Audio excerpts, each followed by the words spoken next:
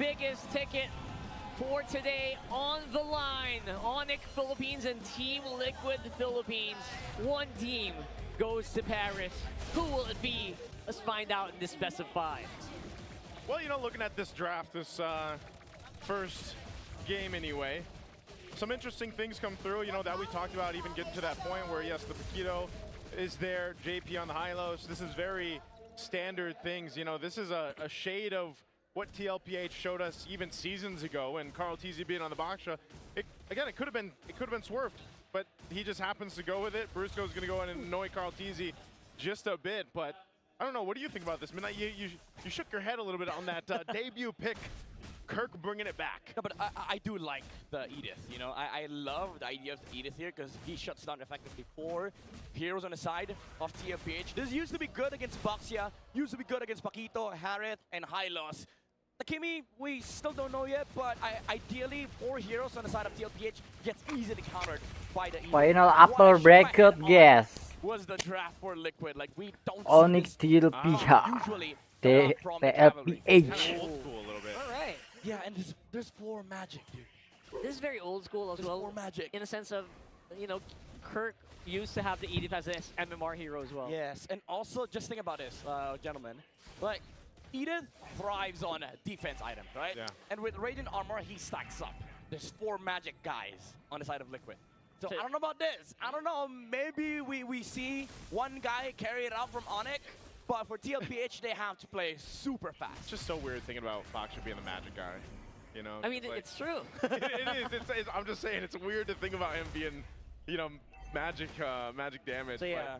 First turtle's up here. He'll go ahead and get control of it. We'll see if Onic actually wants to fight this, but King Kong, he'll try to just go for the retro battle. JP, the one to secure it. They lock down. Aduh, King Kongnya kena, Cok. Brusconya juga kena, Cok. That's easy pickings for Team Liquid off the first turtle. All right, timing was a little off there on that retribution. Yeah. It was not a retry kill.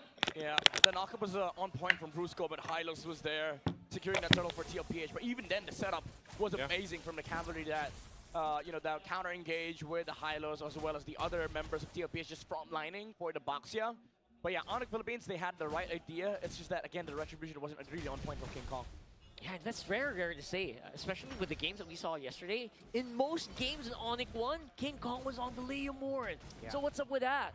Definitely seeing a little bit more disruption coming in from Tlph, considering, you know, High Lust is in the play. Yeah. Ooh, what the? Sanford is level 7 against level 4. Yeah. Tlph Edith. pakainya What Baxia, is- Cok. I just saw that too. I was like, well, he just hit 5, but still, like, he's still capped. I don't know what happened, man. Like, What in the world happened on EXP? Did he double up on mid? He didn't, right? no, I think he just. I don't know, man. I'm gonna have to look back because I'm actually surprised by that. This is my first time seeing this, gentlemen. I'm not gonna lie. It's 3 minutes. Usually XP laners are just, you know, getting 6, maybe going past level 6. But level 7 against level 5. I don't know about that. Yeah. Is it because maybe our junglers are slowed up a little bit? Usually it's junglers ahead in XP, right? No. I think Sanford took all the EXP crab and then turtle buff and then got 1 kill. Maybe stole a bit of a minion in mid lane. Yeah, he should have. That's the only explanation, Brusco right? udah pakai That Chow. advantage already, you know, Yeah, gives him fair. a bit of a lead to work with, and this is kind of what you see happening here with the Paquito in Sanford's hands. I'm so confused. He's gonna run a calculator later on. Yeah, I will review this game after this match. Yeah, where all this is coming from and what it's all leading to is, of course, this turtle, who is now, of course, boxed out very confidently by Tlph. Tlph up on front, JP. Almost impossible to get through this guy without, you know, suffering some major damage. Kirk is here, though. Kirk swings up, so even more so is he going to be delayed because Sanford just, Onic jadi he got the call, you know, just chill in the lane, that's fine. Under strike locked in. Yeah. Yeah, you know what? We talk about like lack of damage from Tlph earlier. Now they don't even need a 4 magic guy. They have Sanford. Yeah. Massive physical damage from the... Oh, good dodge. Sanford ngeri He, banget. a lot of extra gold there to him too. A little bit of extra gold. Again, you're right. Maybe the profile is, you know what, go ahead, try to build up the Radiant Armors. They're trying to bait it, maybe. He is #1, actually, in terms of gold farm. Oh my Oh my goodness. God. What the hell? So that's the answer. We don't need any more physical damage. We got Sanford. Sanford's going to be able to cover all that. Yeah. Right? That's why they try to set something up here. You can see Brusco seeing if they can make a play on Sanford, because they see this, how he's scaling up. They're actually going to push him off turret for now. So despite being level 9, they'll trade cross-map turrets, tier 1. So Sanford won't be able to do anything about that. Yeah, but it's a bit of an awkward force for Onic Philippines. They left the Harith alone in the top lane. It's a trade that is, you know, for Tlph kind of okay. Because he's the gold laner now, Yeah, man, that's in terms of gold. In fact, he is the actual gold laner, you know, so it's kind of favorable for Tlph that Onic did this, because you gave a lot of space for the Harith, which also brings them a lot of, like, power spike in the mid-game. Yeah, even the gold is going to the right person. Yeah. Right? And for Tlph, I mean, Sanford already pretty rich. Yeah, on paper. The right guy. On paper. So we'll see. Maybe later on he'll still be the rich guy, depending on how this game goes. Obviously, the mid trio from Onic still very, very controlling. We still have that Brusco, very scary on the show, so can't really say anything quite yet, but everyone's getting a lot of free farm. Yeah, this is the difficult part here. Brusco actually going to get stunned, has G-Kundo out. Exactly what I was going to say is the hard part for Brusco is trying to actually look for an angle or an opening. Who are you going to kick? Yeah. Carl TZ on the Baksha? Is it going to be JP on the Hylos? You know, these entry points is also why it's so difficult for King Kong to really contest this and just try to go in for the retribution with a Phantom Seed, and it looks like they're just too late to every one of the turtles. Yeah, it's just, you know, these comps that Tlph built, they play it very, very good, because just the, you know, the prod and poke alone is so sufficient for Tlph that it takes a lot of attention away from Onic. Super Prince already had the flicker. They're just putting pressure on the purple buff. Kirk will take a couple shots from Sanford, but they just continue to just squeeze down on the necks of Onic right now in game 1. 7 minutes in, they have control up to this point. King Kong will at least get his buff though. Yeah, this game feels like a really bad mismatch, especially on the XP, where you see Kirk just running all the time. Yeah. And again, they're not able to utilize this Cho. Yeah, not just the, you know, the EXP mismatch, but overall tempo and team fight as well. Because Onic, they're looking to fight, especially with the Eve, the Leomords, or Sanford. Oh, a little bit of damage here on Severo. Severo might have to be a little careful, but meanwhile, Carl TZ is actually getting quite low as well. Here's the clapback though, the counter punch. Brusco should be able to escape, but Sanford goes in with a 1-2 again. Sitting on another kill, and this is not going to be good for Kirk as he falls. A double for Sanford. Wow, an insane performance from the Apex Predator. Whatever hero it is, he always stands at the top, and now he is the actual carry for Tlph. Yeah, that title is not just a title anymore. He is showing it in this game. Do they want to go in with this? Flying Cloud's going to bring them to the fight. King Kong has the Phantom Seed. Brusco trying to go in for a possible kick, but just couldn't get the angle. They're just trying to desperately hold on to the tier 2 turret, and it could be bad. Sanford finally shut down. Kirk popped the Primal Wrath. He's able to get a kill on Carl TZ, but now it's Teddy, the true gold laner, to get a double kill. Man, I love it. Teddy to the rescue here for Tlph with a beautifully placed Zaman Force. This is so annoying for Onic Philippines. Like, the way Team Liquid fights, they poke and poke and poke until you make a mistake, and then they go all in. But even if you punish, let's say you punish Sanford, now you kill him. You use all your resources just to deal with one guy. Now there's 4 more heroes left. You gotta deal with Teddy, you gotta deal with Sanji, and there's 2 meat shields as well, who also deal damage on the form of the Baksha. That's exactly the story of that one, because after after Teddy arrived, they had no bullets in the barrel. They did not have any ultimates to use on him. They're like, pack it up, boys. Yeah. We don't have any firepower left.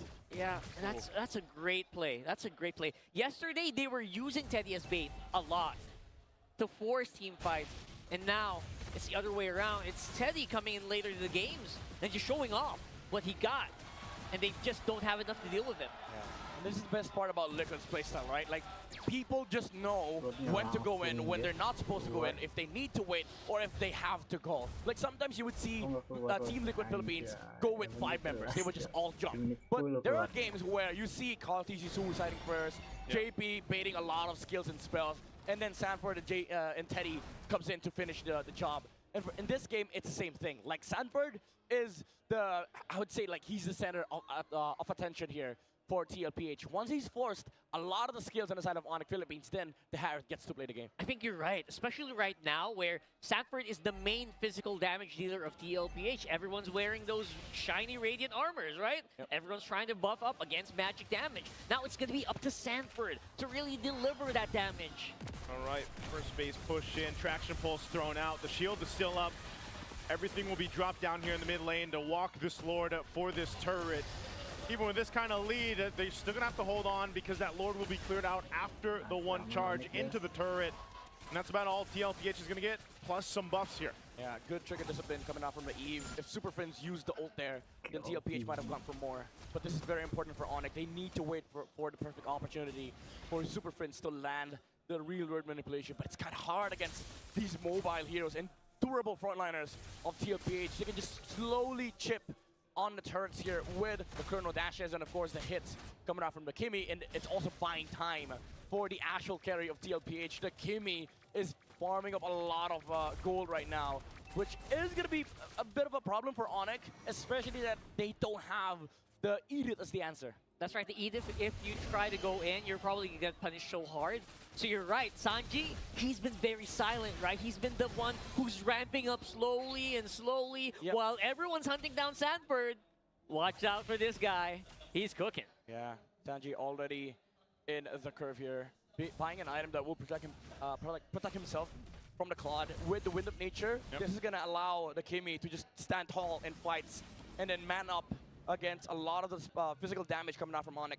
Yeah, it's really interesting just the way that Sanji's been able to play this Kimmy. Again, a hero that doesn't pop up too often in our current meta, you know, aside from certain teams or certain players that will bring it to the front. But the way he's playing it, whether it's that little bit of a stun that you get or just the ability to go ahead and throw out the traction pulse, has been enough so far for him to actually have quite a big impact in some of these team fights. So that's what's, why it's such an obstacle for Brusco or even Kirk to an extent to try to get something set up for Onic. They have to be completely reactive this entire game.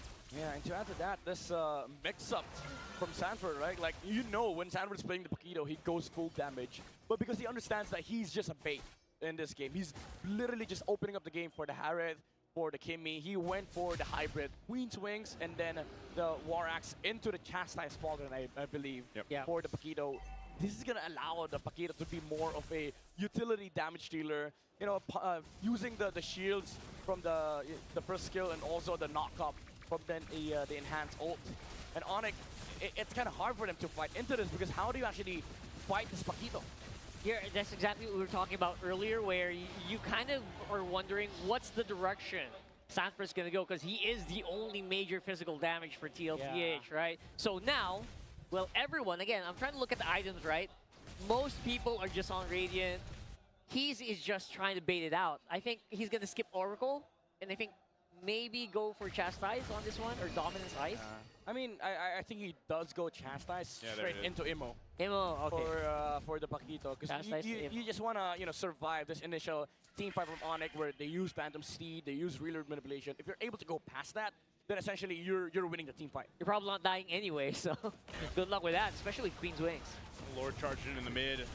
Sanford takes a couple shots. He doesn't have the ammo yet, so he's got to be careful. TENGKYU also going quite low. They're trapped in the real-world manipulation from Super Prince. Wow. He's got his own immortality picked up now, so TENGKYU is going to be fine, but a well-handled defense from Onic Philippines. They deal with another Lord, buy some more time, and that's exactly what they need. Yeah, and you see the problem for Onic, right? They use everything on the Boxia, and they've only managed to bring him down to 25%. With the Tortoise Puissance, this is a big problem for Onic. Again, it's not done. We do have rounds of minions they still need to deal with. This could be a ticket for TL. Ouch. Oh, whoa, Severo getting checked. He's got to go heal back up here. But nonetheless, Onic continues to clear out these waves. Ooh, that's split. Sanford attacking up top. Yep, they've got to split it. That's the only way they can deal some damage to these base turrets of Onic. Yeah, again, it's kind of hard because there's always the threat of the real world manipulation into the blazing duet of Savero.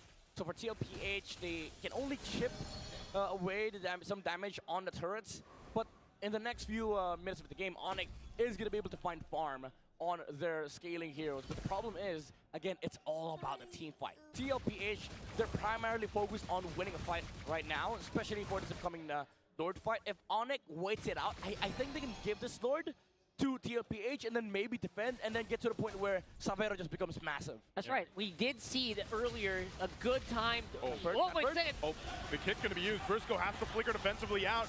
He was caught in a bad angle The after trying to set up, so he goes down. They're going to force the fight anyway. Under the turret, flickers used from Onic. They lose Brusco. It was an attempt, and it didn't work out for Onic. Yeah, this is Liquid special, you know? Like, they understand Onic might force something. The moment they step away outside their base, Tlph, they're gonna look to punish. Because you know why? They're already at an advantage. If we force battle spells on the side of Onic, then we're much, much stronger in the next fight.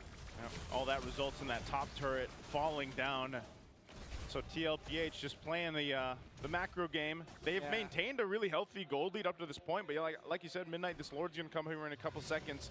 Onic will probably just have to choose. Yeah, we just defend. It's pretty rough because 64 seconds on Flicker for Super Friends, man. They're not gonna have tools to contest this. Again, that's why if you were Onic earlier, the better decision would have been to just give the Lord, stay in base, hold back, and then maybe reserve these battle spells. Now, Tlph, again, Liquid Classic, the moment you step out the base, the plan is for Tlph, for some battle spells. Then the next time we fight, we're hella stronger. And now, because of this, Onic is forced.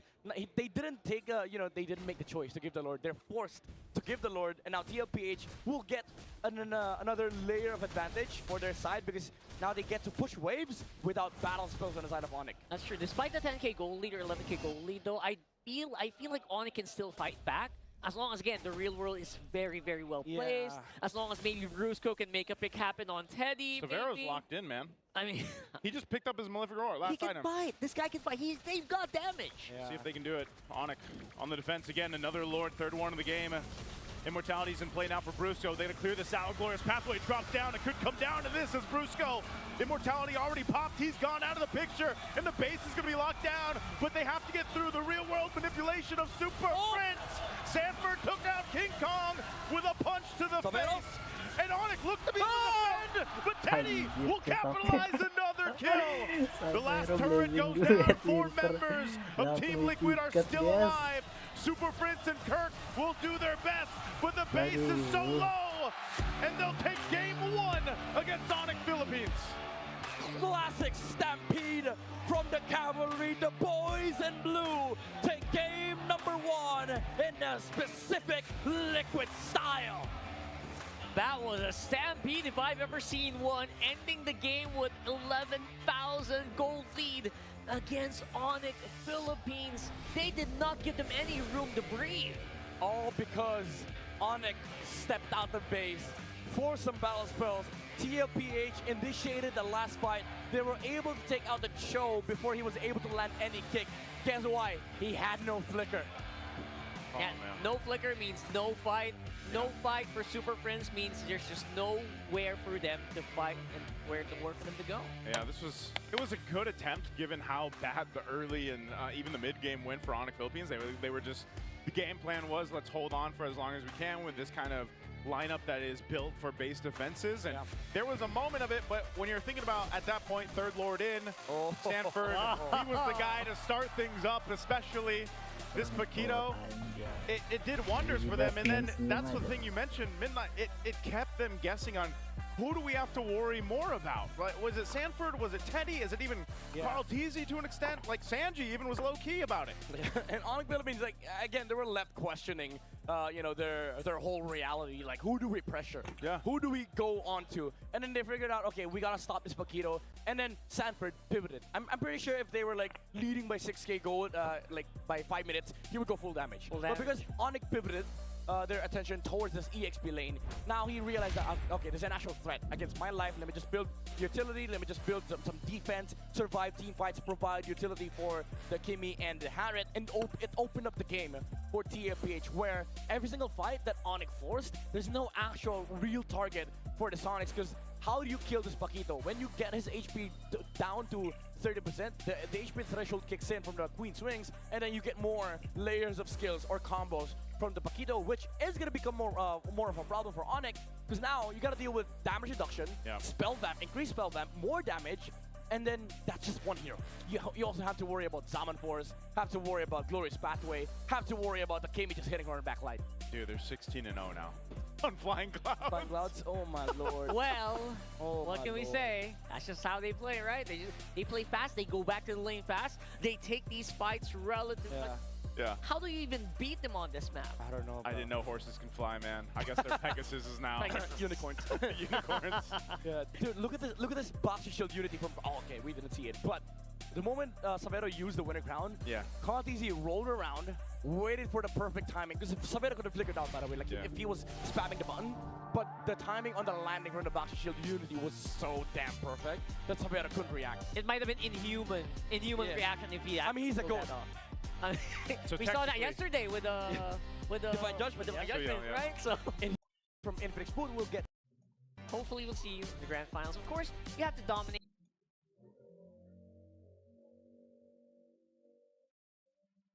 By the way, if you guys have been thinking, we gotta stay hydrated. It's a full setup. It's a full beautiful. setup, man. So let's talk about Tlph here. Game 1 was night and day. Sanford versus Kurt. I mean, you saw what happened. Yeah, level 7 to level 4, man. Like, what can you say? What happened? Like, I don't even know. I don't know. Like, if you ask me right now, all I'm gonna say is I don't know. Maybe I need some 5 minutes to review what happened in game number 1, because I've never seen an XP laner that gap before. 3 levels. 3 levels above. After first turtle, like what the hell? In jungle, it's pretty easy to happen because if you deny big jungle camp, yes. But in XP laner, they're basically getting the same XP every time. Dude, that's like being in different weight classes, man. Think how slow Edith feels. And then you've got the champ like across from you, you know? Champ stancing all over you. Yeah, I pity Kurt, honestly. Like, I don't want to be in that situation because the whole nation saw the 3-level gap. And then now you gotta play like Edith. Oh, I don't jump, I don't initiate, and then this guy has like 9 million dashes. Yeah. Yeah. And just a reminder, this is first seed versus third seed, by the way. So pretty decent win rate for obviously first seed. Usually gets championship. Usually we have a 58.8% win rate on that one. Third seed does get it too sometimes. Yeah, but the sad part is the last time a third seed won, it was Tlph. So if you're Onic, all the stats are stacked against you. How do you think that feels for most of the teams? Every time we have these amazing stats throughout the seasons, it's like, yeah, it was TLPH. It's all TLPH. liquid. Like, you know what I mean? Like, come on, guys. Like, maybe next time we make MPL TLPH. Yeah, and by the way, that third seed, they swept Aurora. Stop. Hey, I don't know if it's true, but maybe that's why it's liquid cooling beast. I don't know. Maybe.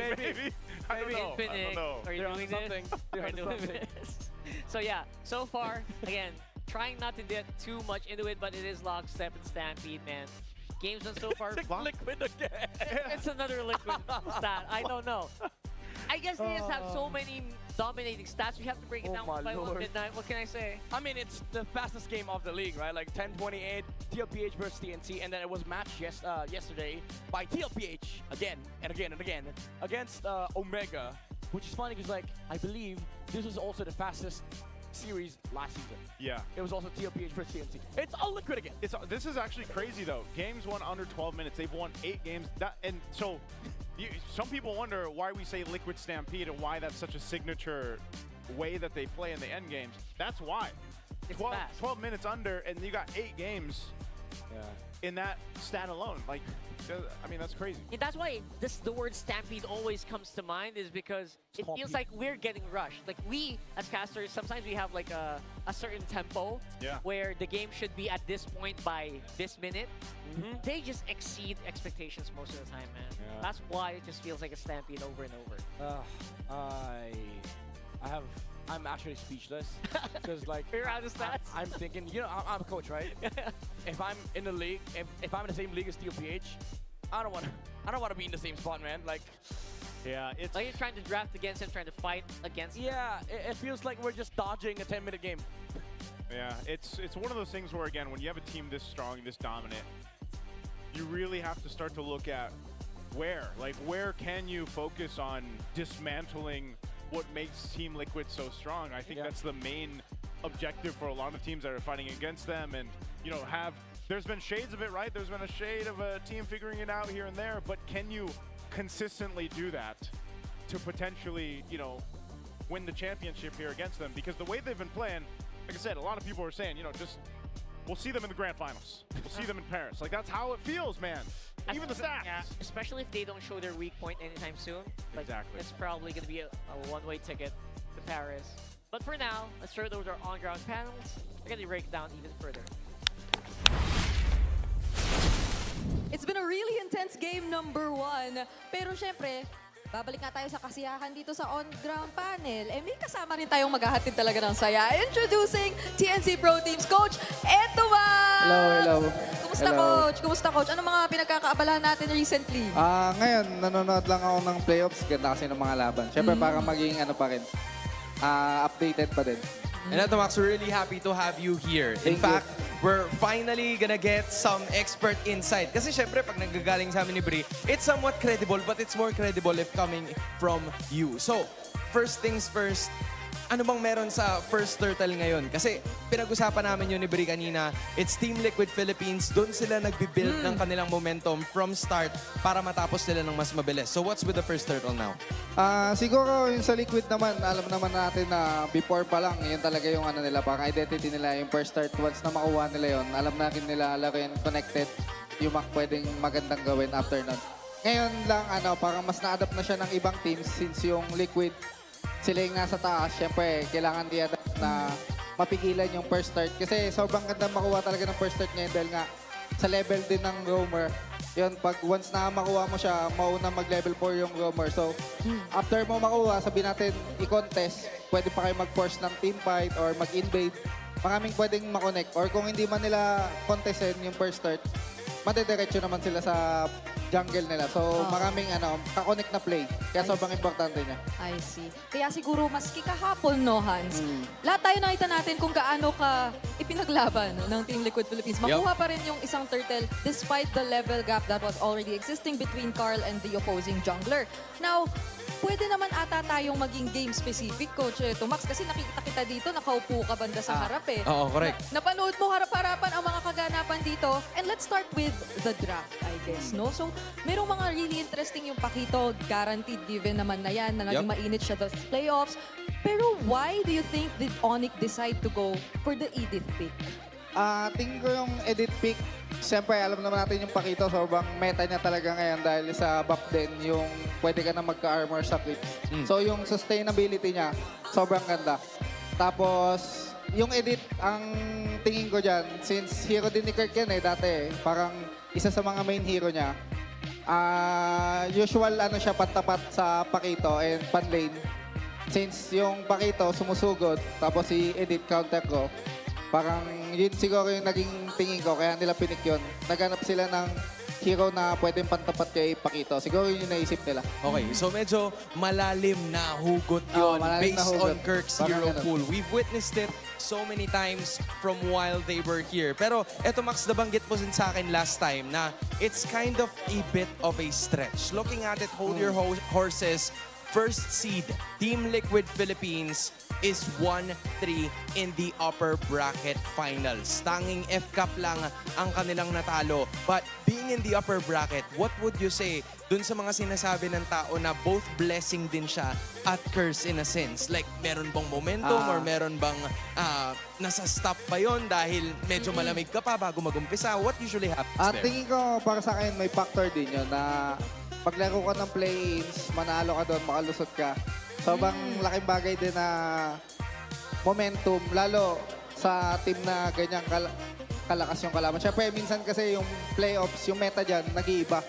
So, kung kayo yung una nakalaro, mas makakapa nyo kung ano yung naging meta sa series nyo. Mas alam nyo yung sino yung mga priority, ganyan. In comparison na waiting ka lang, papanoorin mo lang, doon ka lang magbe-base. So, possible may factor din talaga siya once na naglaro ka sa play-ins. Pero, yung naman, depende naman yan sa mindset ng waiting na team. Ngayon, kung sa scrims pa lang, same lang naman yung meta, papasok ng playoffs. So sabihin natin wala masyado nagbago. Mas ano pa rin, mas pabor pa rin sa kanila kasi mapapanood nila yung naglaro ng play-in. So, depende talaga siya. Kaya possible yung sinabi mo na pwedeng curse, pwedeng maganda. Yeah, and Onic naman on the other hand, no, 3-1 din ang nakita natin na record nila when it comes to the play-ins or yung upper bracket din naman na pinag-uusapan natin earlier on. I think yung parang naaalala ko dyan, yung kung ano yung nakikita mo sa lower bracket runs na may init na teams. And you know what? Familiar siya dun. Oo. Because TNC came from the play-ins. Same with Onic for this season. Pero ngayon, they're fighting all through it. So the idea is what? What's probably the scenario here? Galing ka sa play-ins, Onic Philippines, this is the scenario. Best case scenario siguro to para sa kanila. Sobrang steamroll nung first 2 matches, but what do they have to do para kahit papano ay mapigilan or ma-stop nila yung momentum na meron ng TLPH? Siguro para sa akin yung mga experience na nangyari sa kanila sa 2 series na nilaro nila, kailangan nilang hugutin yon. Ano yung mga bagay na natutunan nila sa series na yon na pwede nilang ma-apply talaga. Yun kasi yung magiging advantage eh. Una mo makakapa yung mas malilinis mo yung mga laro mo, may pwede ka pang i-adjust, may pwede ka matutunan. Yun yung kailangan nilang ma-apply talaga sa laban na to. Ayan, and speaking of immediately, kailangan na nating makitang ma-apply ang lahat ng yan dahil papasok na tayo sa draft for game number 2. The bans seem quite different, I'd say, compared to what we were able to see pagdating dun sa kanina. Do you still think na back siya prior? Ayun na nga, coach. Same yung pinili. Kumbaga second pick pa rin yung Wait, Onic. Ayan ito na. yung deny ngayon. Dinay. Ito yung sinasabi mo kanina na Claude. Ang bilis. Huy! Ang bilis ng reaction. Tingin ko pwedeng nila na aagawin yung Pakito. Pero, syempre, Benedetta, typical na 50-50 matchup yan. Season 7 meta pa yan eh. Edward, Rencho, yung mga ganyang heroes, di ba? Pakito, Bene, napalitan. Expected nila na yung Pakito madedenay. Yung Bene, auto-pick na kay Sanford dyan kahit anong mangyari. So, ito Same siguro pattern. yung mangyayari din sana kanina. Yup. Kung kinuha ng Onic sa first 2 picks etong Pakito. So, parang nakaramdam ata sila. Pero ngayon, sabi nila, hindi, sige, kunin na natin yung Pakito. Tapos sinalupan nila yung Harith, still keeping it within this lineup. Kumbaga nakita natin na-sense natin kung bakit pinili ng Onic Philippines na mag-red side sila kasi gusto talaga nilang i-deny right from the start. But then, Benedetta ang naging pick-up dito. So it's still the same damage dealing scenario na ngayon, meron pa rin silang panibagong pantapat dun sa Claude and H. So we'll be filling up this lineup. Talk to us about this first 3 picks ng Onic PH. Sa akin yung Chu pick, medyo mahirap bitawan kasi yan once na makita mo yung back siya na bibigay mo. Auto-pick mo talaga yan as a roamer kasi medyo pili lang yung roamer na maganda against kay Baksha eh. So yan, isa siya sa pinakamagandang pantapat sa Baksha Ichu kasi pwede mong dodge yung gulong. Kasi yun yung malaking factor kay Baksha, yung gulong. So pwede niyang i-dodge, kontrolin yung mapa. So yan, ang tingin kong plano ng Onic dito, possible maglabas sila ng mga ibang jungle heroes na pantapat sa back siya sa ilalim. Possible mga Suyo, Lancelot, Bretrin, mga ganyan. Depende sa Okay, so kumbaga, ang nagiging dating ngayon ng draft ng Onic so far ay puro dive talaga. Yun ba yung nakikita mong idea na gusto nilang medyo tapat-tapat lang din eh. Yung back siya, bibigay nila, dedenay nila yung Pakito Claude. Tapos tinapatan lang din naman ng TLPH ng Bene tsaka Harry. Grabe, coach, naramdaman mo. Ayan, Lancelot, Binan. Good ban yan sa side ng TL. Medyo naramdaman siguro nila dyan. Siguro, Suyo, pwede Nolan. Possible din, Nolan. Kasi sobrang bilis mag-farm ng Nolan eh. Yeah, so, possible gumanda rin yun sa side ng Onic. Tingnan natin kung magiging option nila yun. Pero, kasi Pakito, damage siya, di ba? Yep. So, di ko sure kung sobrang compatible siya, kung papasok mo ba ng damage jungle na assassin. Actually. So, yun yung medyo titignan natin. Pero ito, good ban to sa side ng Onic, yung Hylos tsaka Gatot. Kanina kasi nung nag-choose sila, nakapag-pick pa ng Hylos si JP. Yes. Correct. Sobrang hirap ng mag-choose sa Hylos talaga. Kaya maganda na binan nila yan. And ito, Max, in addition, we saw yesterday, or in fact, yung mga junglers na minsan pinapanta pa talaga dito sa Baksha, yung Fred rin na madalas nating nakikita. So since nabanggit mo nga na damage dealing yung Pakito and yung Claude, is there a possibility that they go utility o dapat ba mag-double down ka talaga completely dun sa mga damage dealing assassins? Gaya nung Lancelot at posibleng Nola na ibaban ngayon ng Liquid. Siguro pinaka-safe na yung Fred rin. Siguro, safe pick na yung Fred rin kasi yun nga yung damage Pakito, damage XP. Medyo magiging 50-50 yung laban pag nag-Fred rin. Pero kung willing silang sumugal, tumapat ng ibang jungle against sa Baksha, may kita natin. Kasi kahapon, gumana yan Pakito Leo, di ba? Correct. Oo. Yung Leo naman kasi, kahit naman sabihin mo siyang damage siya, pwede rin naman siya mag-item ng mga defensive, like brute force, wings, mga ganyan.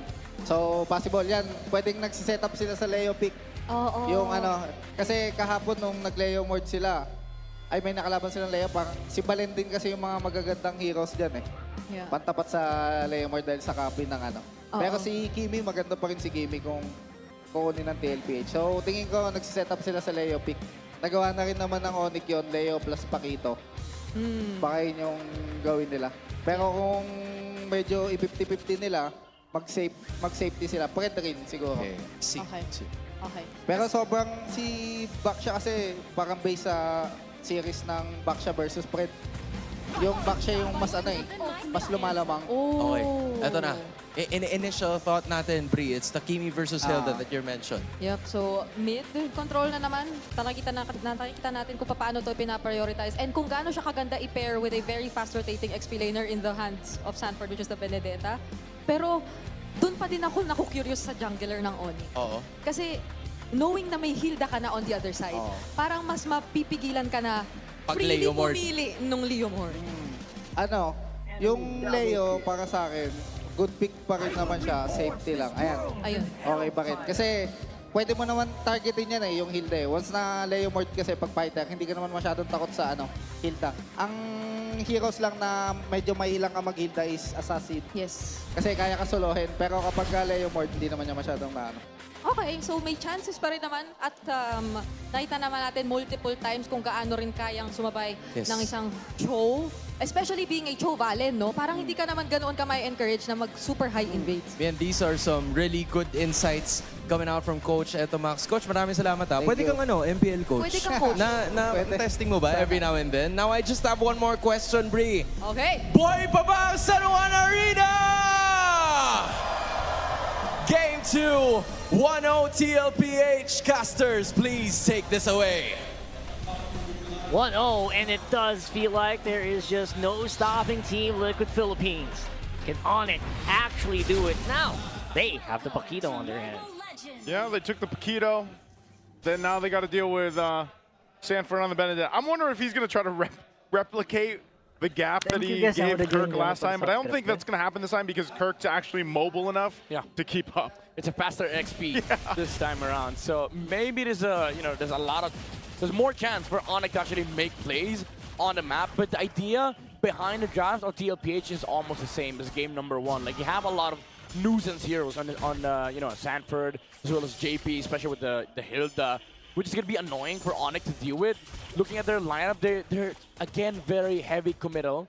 Maybe with the addition of the Valentina, they can brawl a bit, like force a lot of skirmish against TLPH. Yeah. But overall, they're still gonna have a lot of issues when it comes to like actually dictating the pace of the team fights. Yeah, and just like game number 1, this is actually still Sanford, who is the major physical damage dealer for Team Liquid Philippines. So it feels like the same recipe.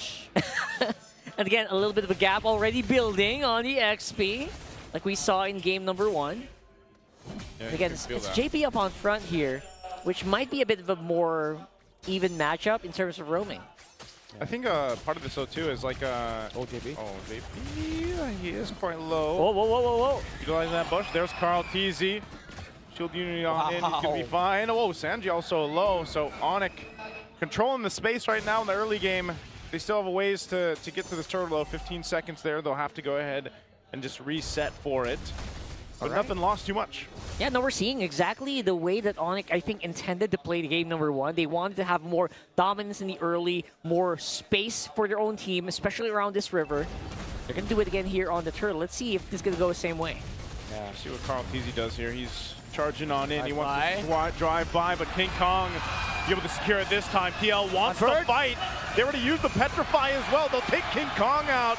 His price for the turtle, and he's going to lose his buff as well. Tlph pushing Kirk out of the area. They just want to take more from King Kong to delay him further, and Kirk jumps in. He's got the combo ready, but still, he's not going to be able to stop TL. I mean, if you're Onic, this is very annoying. Like, you won a turtle, but then you lost your jungler, and Tlph went on to go for the invade. It feels like you can't win anything because this team will find a trade. The setup for turtle was nice. Kirk had the XP prio. He got level 4 first. They got to turtle first, and then Tlph didn't, they didn't land the retribution. They were able to get the neutral objective, but then Tlph still ended up being the winner of that trade. Yeah, and again, you give Tlph an inch, they will take a mile. That has been the story of Team Liquid Philippines all season long. We saw that yesterday. Like, teams were actually, they were trying to get in even, but Tlph just shows, don't show an opening, don't show weakness, they will exploit it. And I think we saw that there, especially since Onic looks so strong after getting that turtle. Yeah, this is better though for Onic, at least in Game 2's early game than it was in the Game 1, because at that point they were already down, maybe a couple thousand gold. So control for them is important throughout this game. Skypiercer now picked up for Sanji. He was a little more low-key the previous one, but could be a different case scenario for his Kimmy in Game 2. Sanford now dealing the punch. Whoa, Brusco didn't even get to use the flicker. Yeah, again, just a jump from Tlph. I think Onic didn't expect the Baksha to roll around the mid because the Kimmy was so deep, far back in the lane for Tlph. But then JP tried retaking the bush in the mid lane, and then Onic was like, okay, it's just a Hilda, and then the Baksha showed up. And so far, with all the things that are happening right now, Tlph feels like they cannot be ignored. They cannot be isolated here. And you know what? They have a lineup to do it. They have very fast roamers. They have a fast roamer. They have a fast jungler. Can really respond very fast to Sanji. And they'll have a lot of control. And right now, it's JP scouting.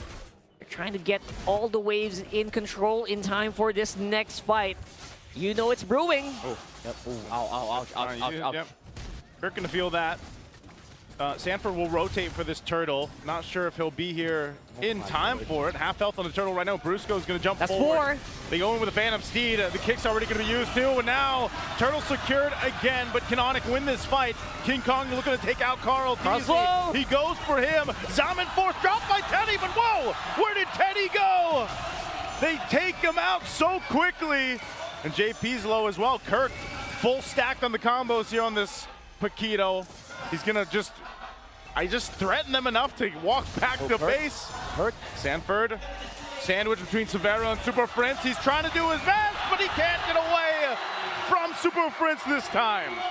Onic with the isolate plays, isolating the damage dealers away from the Baksha. Tlph was left alone to his own devices. Sanji and Teddy were zoned out by the other members of Onic, and then Severo with the crucial blazing to it, adding enough damage to take down the Harriet in the team fight. They finally have the win condition. They're finally doing it, executing properly with Super Prince and with Severo. Severo, this time around, feels more confident on the Claude. And Super Prince, it feels like he was unleashed when he got the mobility of the Valentina. Yeah, because of the fact that he also had Tortoise Poisson, so he was taking so much damage, but didn't really mind it because there's a damage reduction from the ult. Oh, Super Prince holding on to an electro final blow. Sanford trying to get away, but a couple shots again! Sanford does the damage, but it's not enough as he's taken out for the second time. It is going to be a completely different story, at least for the first 6 minutes of this game from Game 1. Oh, here's the response. Everything thrown at King Kong. Yeah, Barbiel's not going to help you in that one, but here comes Onic. Are they looking for a potential counter punch? They already lost the tier 1 turret. Brusco doesn't have a kick, so they'll just go ahead and back off, but they will get a turret down bot. Now it's Onic's time to trade. Look for counterplays on the map. Even though Sanford managed to clear the minion wave on the bot side, he missed the Petrify on the Claw. Didn't cancel the Blazing Duet and was able to land the final shots. But Onic still having some tempo on the map. But Liquid, they punch back with his turtle take. Yeah, a little bit of consolation prize there. Tlph does at least still have the freedom to go around this river. They're not completely controlled by Onic just yet, but it is a goal lead. That's saying something. Not many teams have been able to get a lead on TL. Oh, they want to go for Carl here. They're going to collapse down. Four guys looking for the GOAT. What? They go with a kick, but he's so damn tanky. He goes back for him. Brusco tries to flicker out, but they follow through, and Sanford will cap out the kill. What just happened? Onic, they felt like they had the damage. Brusco thought he could save the Way of the Dragon, but again, it wasn't enough. Against the GOAT, you don't save your skills. Absolutely not. What did just even happen there? And now, because of that, a small inch turned into a mile. The gold lead is just diminished. This is absolutely horrible for Onic now. They're losing the tempo. Kirk's in trouble. Backup's trying to be here, but it's a little bit too late. Kirk's still alive. Oh, not too long.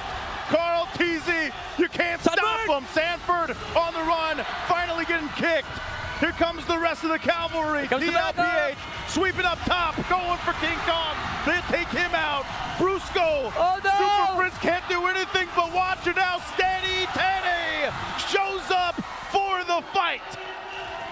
That was beautifully layered there by Tlph. One by one, the cavalry has arrived. Tlph, again, you give them an inch. They take the mile. He don't kill the Boxia. He takes over the map for the next 30 seconds. And even that kill onto Kirk, he used a retreat, walked away. He was like, you're dead. I'm looking for the next target. Carl TZ be like, call an ambulance. But not for me. 4 people, guys, 4 people. My Lord, Kirk. Oh, Kirk, no, you can't get away. Kirk getting shut down here again in the bottom lane, and the Lord is up. Oh my God, this feels bad for Onic. You missed that one chance to take the box, and now you get another. Oh, what's the definition of an insanity? They're going to kick Carl TZ again. They're going to be going for it. He's trying to go re-engage against King Kong. They want to fight anyway. And now Super Prince want to secure this buff. Super Prince has to flicker out to get away, utilizing the electrifying blow as well. Man, it's just a back and forth across the map. This is why people call it the golden opportunity. When it's there, you take it. You use everything, you sacrifice everything, because if you don't, the door closes. And now look at this, Tlph. They're dictating the tempo again. They have the map back. Oh, they're going right down the mid, and they'll take out Super Prince. This is a clear sign for them to secure the Lord here.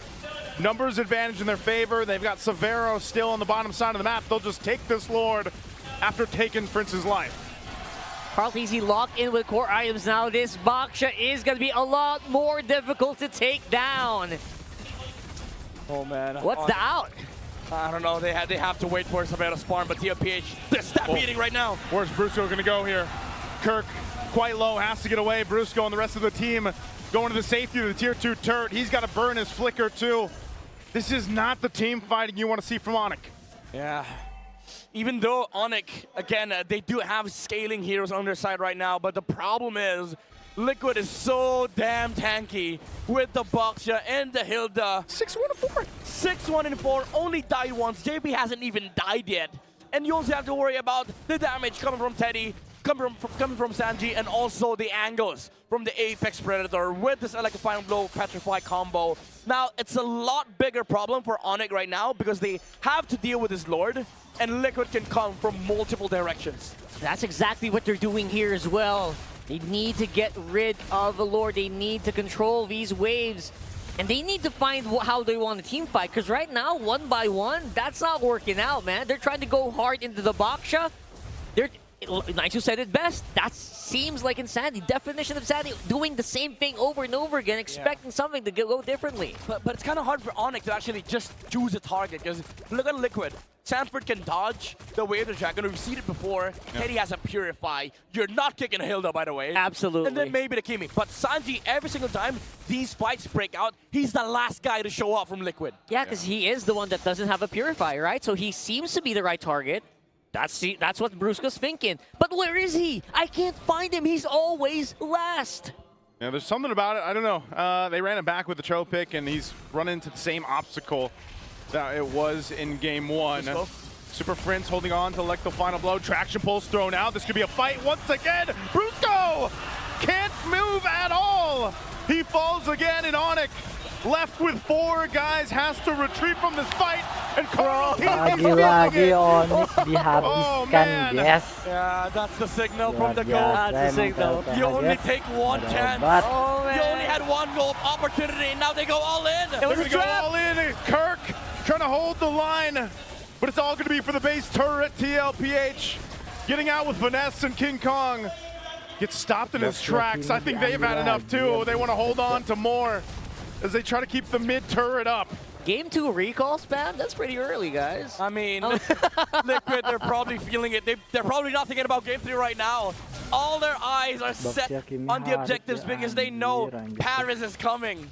Yeah, Paris does feel like it is within reach, especially if they keep this up. Right now, it's like Nigel says, it's so hard to actually go through the GOAT, the front line, the big wall in front of TL. Especially now that you see the items, right? There's a blade armor and then an impending Guardian's helmet. These items are going to allow the Boxer to just completely reset, take so much damage, and even survive under the blazing duet of Savero. Oh, look at this. They're going to force it anyway. King Kong trying to run away. Kirk not even a part of the fight just yet. Another flicker from Brusco. TLPH gets so many resources out. Is Onic Philippines going to re-engage against Liquid here? Carl has no ult though. He has no Torndo's Poison, so the damage reduction isn't there. But TLPH, again, they have the luxury of just waiting around because they have a big fat wave on the top lane. Whoa. They see Kirk, they're going to go right for Kirk! Kirk has to get out! Burning the flicker, Conceal was used too. And now that's a clear sign. TLPH knows they can take the Lord. They're going to go ahead and start it up. Traction pulse thrown out to keep them at bay. Super Prince holding on to his elect the final blow. Carl TZ swinging around. They're going to go for Brusco again, pushing him off. The Lord can be held here through the broken walls. This is going to be a miracle if Onic pulls it off, but I already called the Phantom Steed, and Lord goes for a bit of a soft reset. Kirk still in the mid lane. Team Liquid, they'll pull off. Look at this, again, TLPH, they understand they have the luxury of time on their side because they have the wave advantage on the top side. Now that they're looking to fight, there's no Paquito in this team fight. Yeah. Quick Lord, Super Prince, his own like the final blow. Dominant force from Teddy drops down. Brusco falls again for the 6th time. King Kong leading the charge on the Phantom Steed. Kirk looking for Teddy. He's Kirk goes, but he gets one. Can he get another? Sanford fighting King Kong 1-1. But here's Super Prince. Nice. Onic looking for the turnaround in game 2. They're going to chase down JP. Nice! But you can't escape these fists from Kirk. The angles, the Kirk attack from Onic finds the damage dealers of TLPH. We don't fight the GOAT, we fight the Horseman. 15 minutes, he finally found that big turnaround here right after a very crucial Lord take. Let's watch that again. Oh my, Teddy had nowhere to go. He had no Zaman Force. Used the Purify, but against 9 million dashes from the Paquito, you're not running away. And even though TLPH found good footing in the front line, they didn't have the damage because the Harris was taken down. And with survivability and durability on your side, you're not outlasting the damage coming out from Onic. Can't do that on Edith. Kirk absolutely showed up, man. And all that gold. Again, the gold lead is gone. Onic erased it with one play, one post-Lord fight. Oh man, Onic they just have to look for the same pattern again and again. But now Tlph, they're aware. They're on the lookout for two heroes. It's the Cho and the Paquito. Those two are the primary targets here for Liquid. But Onic, they can do the same thing as what Liquid has been doing all game long. Yeah. Come from multiple angles. Yeah, that's one of the things about the broken wall map too. You know, taking consideration on how that's played even around the objectives like we just saw. So, you know, you're seeing TL play around it. Well, Onic, you can't count them out. They know as well. Brusco can spawn it out. He's got an immortality. He'll get brought down to half if he's going to go for a reset here. They've got 50 seconds for that Lord to come up. So it's just Onic kind of getting what they can. I mean, they've done a relatively good job at getting themselves back into this game, even though they haven't been able to open the map up that much yet. Yeah, but the good thing is for the next fight, the Lord is on top side. The bottom lane is equal because they still have a base inhibitor or base third standing on the side of Onic Philippines. So at least they get an equal chance against Tlph. This is one of those another golden opportunities for Onic. You just want to fight. The next team fight is going to be equal between these two teams. You know what? Onic is doing exactly what you were saying in game number 1, Sanford! Okay, still got the Electro Blow and Petrify. We burned it. That's he had to burn it. And that's great timing before this Lord comes up. Yeah, 4 seconds in. I mean, Onic will want to rush into this one. As I was saying, I think Onic's exactly doing what they were supposed to do in game 1 here. Yeah, but Tlph, they understand. They have to fight for this bottom side. They have to slow this Lord down. Might use actually the Baksha to slow things down against Onic. So we'll see how Tlph treats this Lord objective, because Onic, they do have prior right now. They have the Lord setup as well. They just need to defend the top lane. But Carl-Tz is nowhere to be found. Yeah, where is Carl? That's what Onic's asking right now. Oh, they're looking for a play. If Onic fights around the Lord fight, then maybe Baksha rolls around. Yeah, and don't forget the split push pressure that can be given by the Benedetta. He's also not on the map yet. Yeah, that's what he's doing. He's just hanging out down there. He's going to join this again. It's an evolved Lord. You know, they see Carl. Yeah, they see Carl. Half health on that Lord. They're going to just soft reset it. Look at JP's positioning here. It's pretty low. Wow. Yeah, TL, they've bought enough time. Now the Petrify is back on Sanford. Yep, it's back up. Conceal used. They're going to go for it. Blitz in the Lord. King Kong trying to gallop in range. King Kong Can he get the victory off? No, JP will fall. Carl gets the Lord. Onic is the call to fight it out. Azaman Force dropped down to cut them off. They just want to go back. Sanford as well. Petrify used for the escape. And they will disengage to march down with the Lord. Was that a predict? Petrify from Sanford. Man, you saw that. Did he see Super Prince coming to his direction just to save the GOAT and to save himself? Now, Liquid, even though they lost JP, they can actually play for the setup on the top side with this Lord. That's true. They can actually just hold it and just make sure that, you know, buy enough time for JP to go back.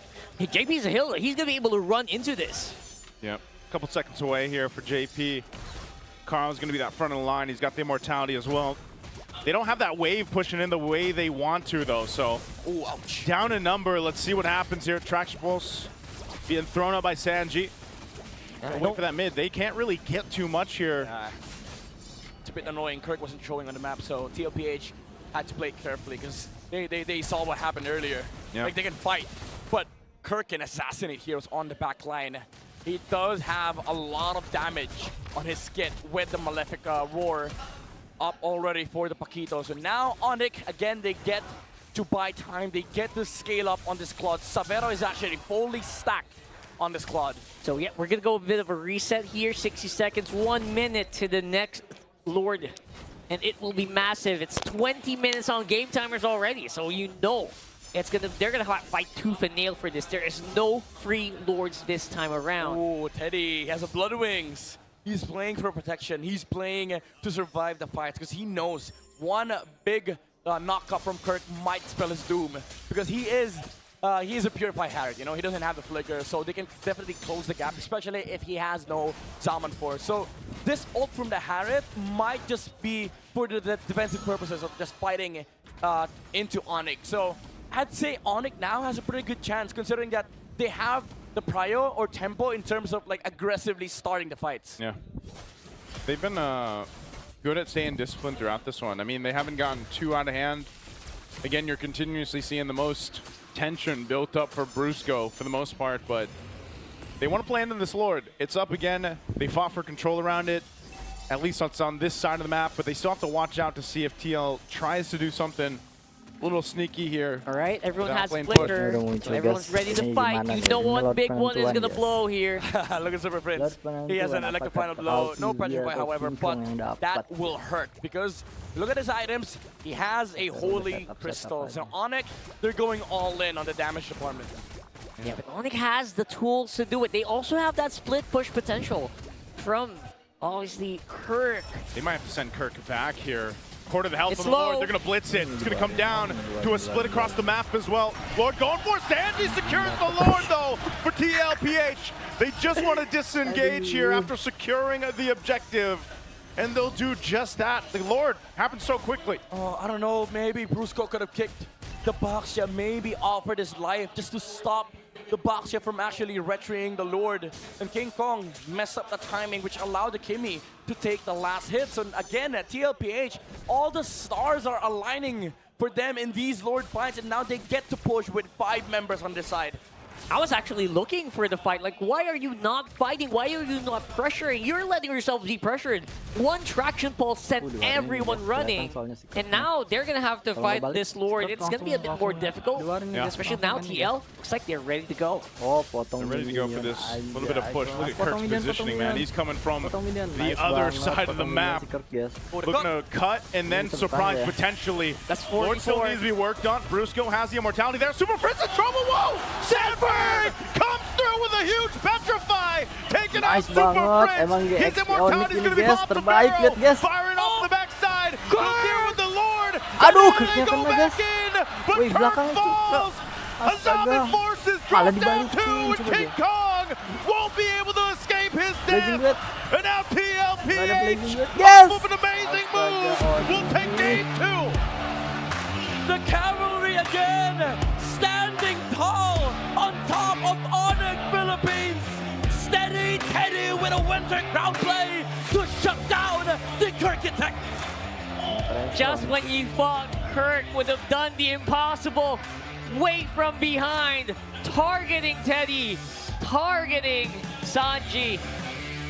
The teamwork of Team Liquid Philippines still dominated here in Game 2. Man, both XP laners, you had to watch them throughout this game. Yeah. They both had their moments there towards the end, but it was Sanford that took out Super Prince at the beginning of that fight. And then, as you mentioned, you know, Teddy with that winter crown play. You called it before the fight even broke out. You're like, look at his itemization. Yeah, he had to play defensive this game. So TLPH can open up the game with the Baxia and the Hilda in the front line, allowing these two frontliners to just be a nuisance against Onic because they cannot engage if they don't see the Harris fully committing. This is so hard for Onic because you've done so well in the early game, but you still lose fights because of genius itemizations, genius movements, and JP with this genius Hilda gameplay, covering pushes, being annoying in the front line, using his body to guard the members of the cavalry. Now, normally you would see Hildas getting thrown into the front. Yeah. JP was different. When JP was down, they really suffered. And after that last Lord, they made sure that JP would survive. Yeah. So that they could go for that big push on the mid. I mean, if you're ever wondering why JP was an MVP in this game, you go ask Severo. He was not able to play a lot of these fights properly because the Hilda was just always in his face. Yep. Like, what do you do? Like, the Leomord goes in, the Valentina goes in, the Paquito has to go in. So there's no peel for the Claude, but it's a Claude. It doesn't matter. It doesn't need it. But this game, he needed it because JP was like, oh, you got no peel, huh?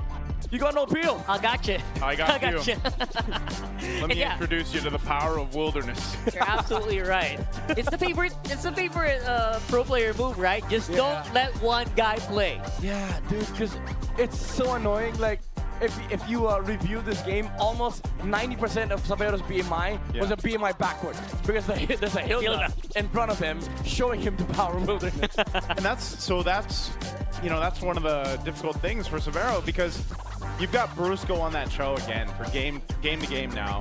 where Brusco's job is to go and get that pick off. You know, for the most part, like that's what they want to do. Yeah. So Severo is left to his own whims, but that's how it should be for a Claude. Like Claude should be able to handle himself. Yeah. It's just one of those cases where, again, there was no real opening for Severo to get the efficient use of the Blazing Duet when he was only when he was totally item locked in. Yeah, and that's what makes it so genius, because TLPH, they understand. Kirk has been doing assassin things since minute 12, right? Like he's looking for Teddy, he's looking for weird angles, which allows Onic to sort of like force weird fights, weird engages, where TLPH suffers because now they have to protect the Harriet.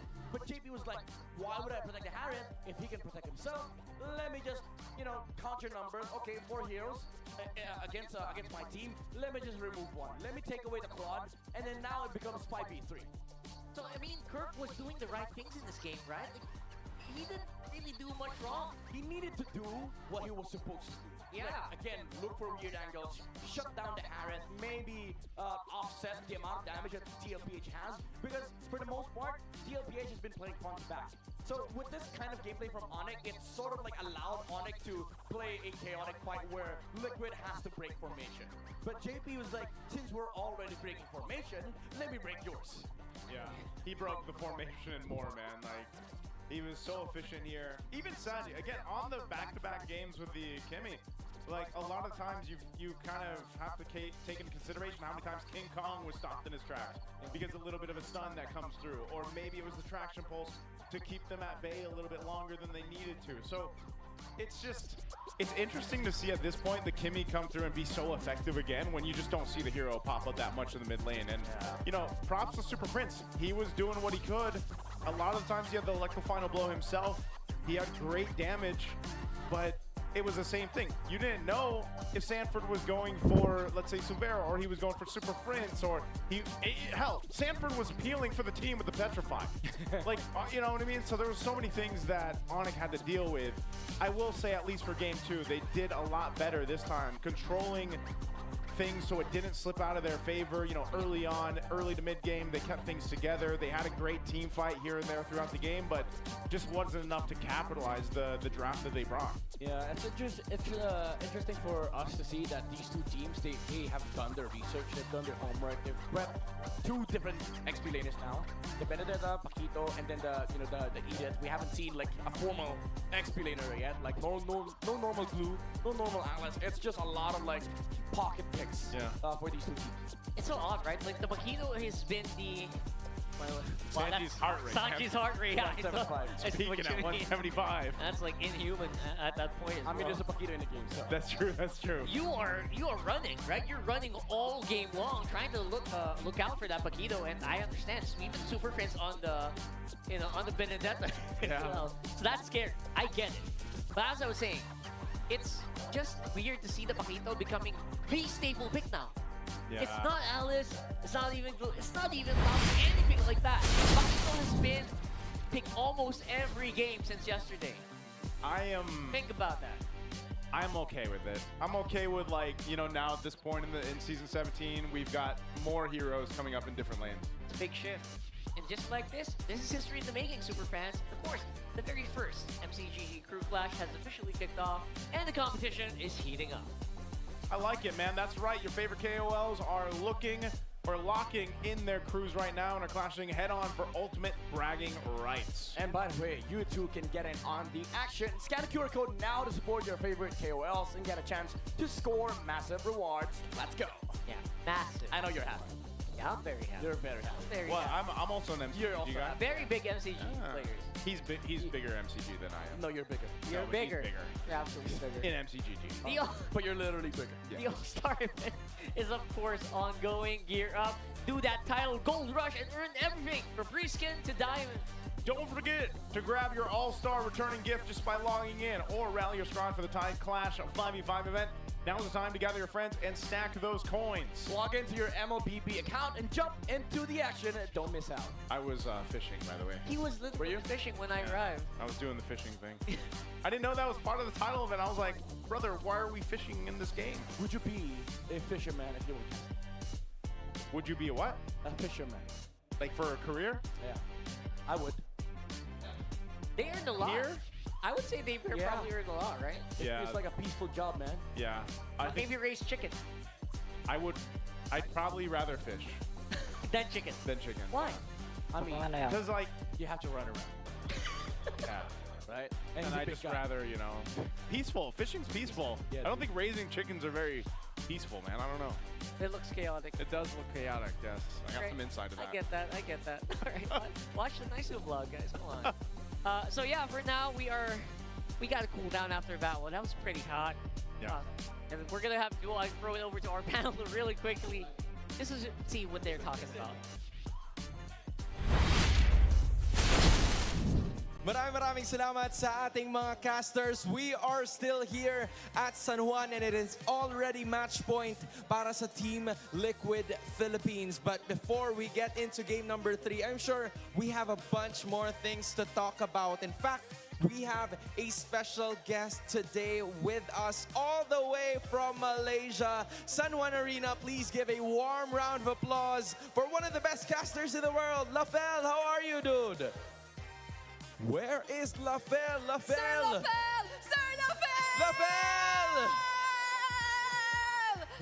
He's gonna get God. overwhelmed. He's gonna get overwhelmed. Oh, sorry. I'm sorry. I'm sorry. Okay. We just No, really missed you, Lafel. You know, we really missed you so much. How are you?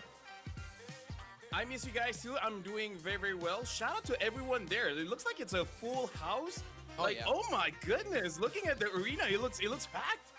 It is. It is. I think it's just day number 3, but Yep. imagine where we are right now in terms of our capacity.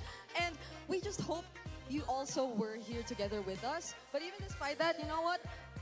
I think we still have like a lot of things going on in common, and we have a couple questions prepared for you if you don't mind. Okay, so Yeah, sure. I'm gonna go ahead with it. First things first. How are the preparations like in MPL Malaysia playoffs? Is it gonna be really exciting? What are some of the things that the Filipinos should look forward to when we watch it next week? Well, in terms of the playoffs, and since you're asking for basically international audience, right, the Filipinos, here's the thing. SRG during regular season didn't look all that great because Cram wasn't playing, but in the playoffs, it looks like he will be playing almost immediately. And I would say, in terms of the preparation for this playoff, the good thing about this season is that we finally have the double round robin again, which gives more time for the teams to get a little bit better in terms of feeling out the game, feeling out the teams, and everything like that. And now we see some teams almost recreating the SRG story in the sense of getting players that not many people are hyped about, but somehow they're like very, very strong. You know, namely like IG, Invictus Gaming, as well as Vamos. People are like saying, this is nothing special, and yet number 2, number 3 in the regular season. So I'm really hoping for this season to have much more surprises. And I don't know, somehow in Malaysia, it's the newer kids that's really showing up, and the veterans having a little bit of a hard time. All right. We also hope to see a lot more new faces, some fresh faces come out. But I think if it's just in terms of surprises that we're talking about, have you been following the recent developments here in MPL Philippines, Tlph? As in watching the playoffs, if that's the question, then yes, I have. And if you're asking about me, how do I feel about it? Slightly bit terrified. Like, I'm here to have fun. I didn't know I was watching a horror movie. Like, I thought that would be the 1-1, but somehow TL. Like, I feel like as long as Carl is there, as long as he's not retired, I don't know, man. I don't know how to stop TL, man. They're too strong right now. It's a bit terrifying. Yeah, I can't imagine, because like a few months before, we were casting M7. But you see what's happening in MPL Philippines now, and I can only imagine how Tlph is feeling as an international talent. Yeah, dude, I wonder. Maybe he can talk more about this over the broadcast. But hey, Tlph, now MPL Malaysia is finally at its franchise phase, right? Did anything change aside from, you know, the competition? What are some of the things that you think were huge positives as the league transitioned there in Malaysia? Well, first of all, like I said, the double round robin, which means more games, and more games means more days, and more days means more payment. So that's great for us. You know what I mean, right? And then in terms of, besides the competition, I would say there's a lot of fans now in MPLMY, and surprisingly, most of them are female. I don't know how that happened. I don't know who's in charge of Girl this, power. but we just have a lot of girlfriends. So, yay, girl power, you know? Men suck. I don't know. No, yes. No. How Nena, should I try respond to that. that? I don't know how to respond to that too. Anyway, You don't have to. continue. It's me and Hans, you know? Okay, this is just typical LaFell things, you know? Sometimes you just suddenly don't know how to respond exactly, but I think you are the best person to ask when it comes to this last question that we have for you for now. LaFell, which teams in MY should we watch out for in the coming playoffs and why? So there is a few. The two honorable mentions I would say is Bigatron Malaysia. You know, I know Mirko is watch partying this, and they're getting better, right? They're getting better. I think they can do well. Champions, I don't know, but they can do well. The second one is Evitas Gaming IG. My God, are they a fun team? They're just a team that's full of vibes and enjoyment. But the team to really look out for is honestly Vamos, because Vamos has been on the international stage before. And the thing about Vamos is they are much different compared to before, because as you guys can see, the players, they're basically completely new, right? This is a new roster where they're embracing new talents, you know, giving them time to shine. And they are shining. They're not the typical Vamos where they just force fights and hope for the best.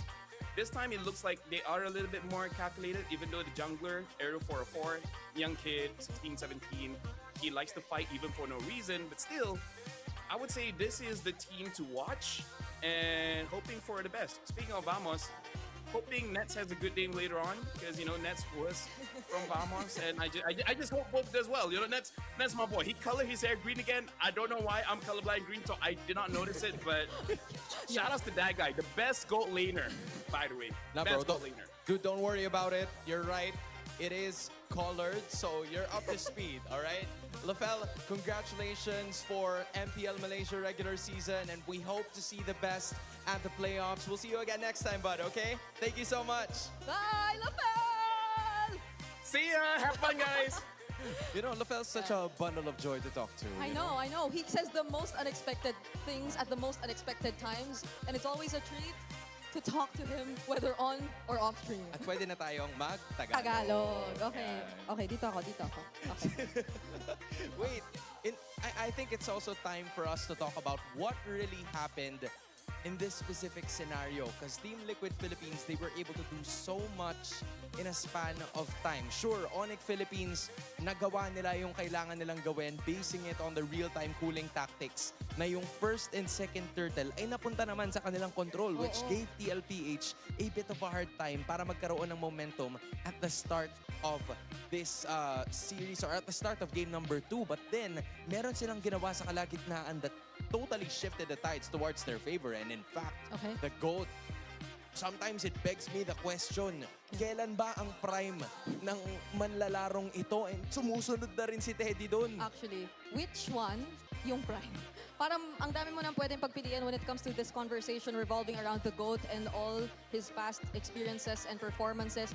And I believe siya rin yung literal na tumatalo na lang sa sarili niya, kasi there have been moments, especially during the regular season, where we've been talking about how rare it is to actually see a GPM exceeding the 900 mark, or even stepping into the 1,000 na, di ba, parang territory. Pero Carl has actually achieved that multiple times, and that's the reason why you see his average GPM so much up there. Yes, props as well to Super Marco, Natco, and Innocent. Pero ang sumusunod din sa kanyang yapak ay walang iba kundi si Teddy. You have to appreciate the guts that this kid has patungo dito sa playoffs. Sure, masasabi natin na siya yung pinaka wala sigurong experience in this playoffs, because some of them nakarating na. Even Savero back in Indonesia, nakaranas na rin siya ng playoff doon and won championships as well. So siguro yung expectations niya ay nasa kanyang sarili sa kung paano niya ba iaangat yung level ng kanyang paglalaro, and being part of the top 5 in ID, MY, and PH, that already says a lot. I agree. And it's something na he's been very vocal about. Even in this recent interview we had yesterday, sobrang grateful niya na itong team yung kasama niya, kasi nafe-feel niya talaga yung support and the way na pinupush siya. But also, on the other hand, we have Savero, and we're taking a look at his top 5 heroes pick. Now, I think it's the best time to also recall what we previously talked about, no? Doon sa ating previous na naging keys to victory, which was to force Onic into lower tier gold lane options. But for the past games, 2 games, I don't think that has been entirely the case. We didn't really see Savero pick up a marksman na parang, in terms of yung gold lane hierarchy natin right now, I guess, is between yung mga Clint below, diba? Yung mga iba pa nating rarely na lang makita na marksman. But you still see na Liquid are able to really disrupt whatever we've seen from Onic in the previous matches na they've been performing really well. First turtle pa lang, na-point out mo na yan. And that so-called post-objective 5-man gank na we are so used to seeing from Onic, we barely got to see it here in this entire series. Yeah, I think they were having a hard time trying to get some scaling para dito nga kay Savero. Because sure, Kirk finally got a Pakito, which is a hero na nagamit niya rin throughout the play-ins at naglagay sa kanila sa puntong ito. But there has to be something next. There has to be more focus towards those team fights dahil yun yung paulit-ulit na nilalaban sa kanila nitong Team Liquid Philippines. So the idea for Onic is this. Is it finally time to ban the Baksha out at magpunta tayo dun sa Suyu Harley scenario?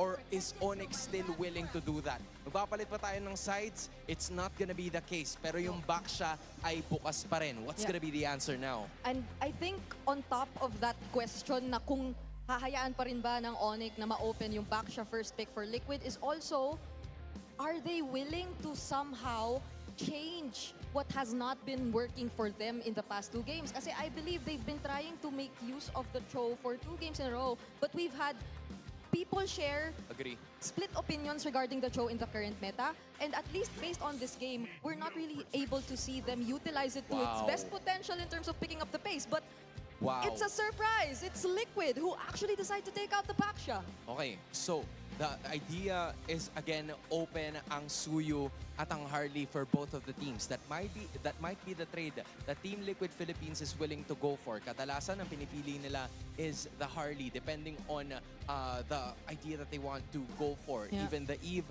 Hylos, yun yung mga susunod na picks that would come up for that mid duo to finally come into play as they roam around the map. So this might be some room para sa Onic Philippines na magkaroon si King Kong ng hero that can do maximum amount of damage at kahit papano meron din siya paraan para makaalis because with the use of the Leomord na nakita natin kanina, it didn't really work so well pagdating ng mga extended team fights. Okay, and there's a chance we also see the focus again on the other side, but rather than the Suyu Harley, this is something they've done yesterday as well. It's the Prio on the Claude, and as expected, Jusin finally makes an appearance in the series alongside the Pakito. But this, I guess, is one of my biggest worries because Jusin is commonly something countered by an Eve. And Eve is still available for Liquid, and it has been the priority for Sanji for their past few games. And I also have to add that Teddy in this current season is 15-0 pagdating sa paggamit ng Claude. So this is a player that really knows the mechanics of this hero. Although in terms of comfort, I feel like there's more to do now for Onic Philippines just because they have the Zushin on their side. A while ago, we saw the Valentina getting picked up but only copying the Alecto final blow for mobility purposes. Now, they're not gonna have that problem anymore.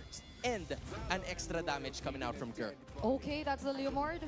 Already picked up by Liquid, but they don't get the Eve.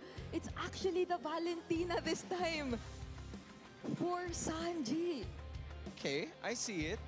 This is them probably anticipating na merong big ticket ultimate na makukuha ang Tlph dito with Onyx Red 3. So they're probably just waiting for that. Also, I'm wondering how it's gonna be, right? Because again, kung sisilipin mo, may chances na mag-pick sila kagad ng gold laner dito or maybe something else since there's still a lot of heroes open. And this is something na Coach Etomax shared to us. You really don't want to use the Leomord if you know that there's a potential Valentina on the other side. But there's a chance kasi na, yes, it still gets picked up. But I don't think it would have been as much of a prio considering that the Jusin was already revealed and you already have a Pakito. So this is just Liquid really being decisive. It's not in any way preventing problems for the Leomord. Talagang ito lang yung gusto nilang kuhain na mid lane pick.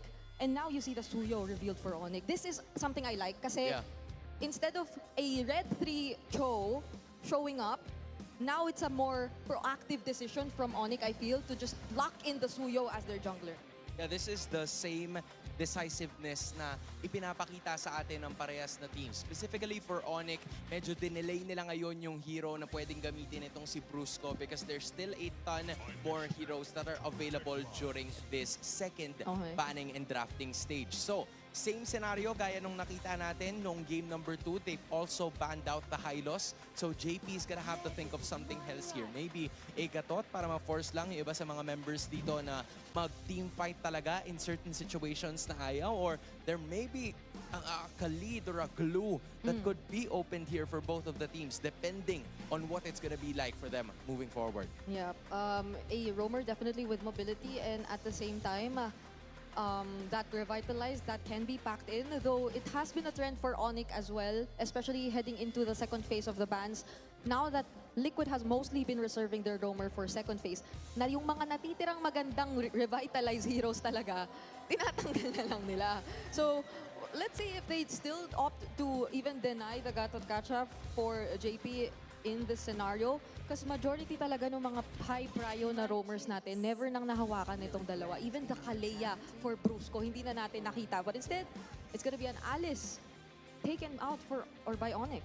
Yeah, there's a split na ginawa ng Onic PH in terms of the second phase. It's a hero targeted for both Sanford and JP. Sanford has been used to a lot of damage-dealing XP laners all throughout the series. Kahit nga yung kahapon, di ba, nakita din natin na ganun yung mga klase ng heroes na ginagamit niya. So, it might be a direction that they're gonna go for. But considering that Tlph needs a bit more of front line to go for, Alice definitely makes sense. Yeah. So now you really wonder if JP will be getting his hands on a really reliable, tanky, revitalized, or any kind of frontline hero to compensate for the lack of which na binanggit mo ngayon lang.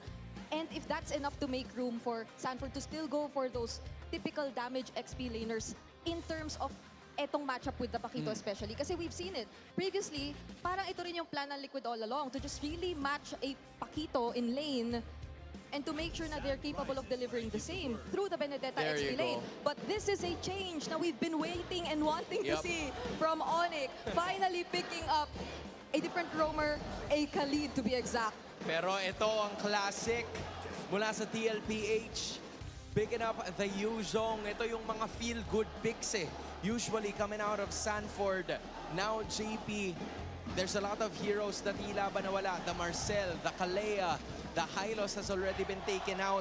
That is some of the initiators na pwede nating makita. Hilda might be a choice, but the Gatot Kacha would obviously be an option for them. Full-on engage ang gustong gawin ng Tlph. Okay, now it's very crucial na we see what Savero actually picks up for the team.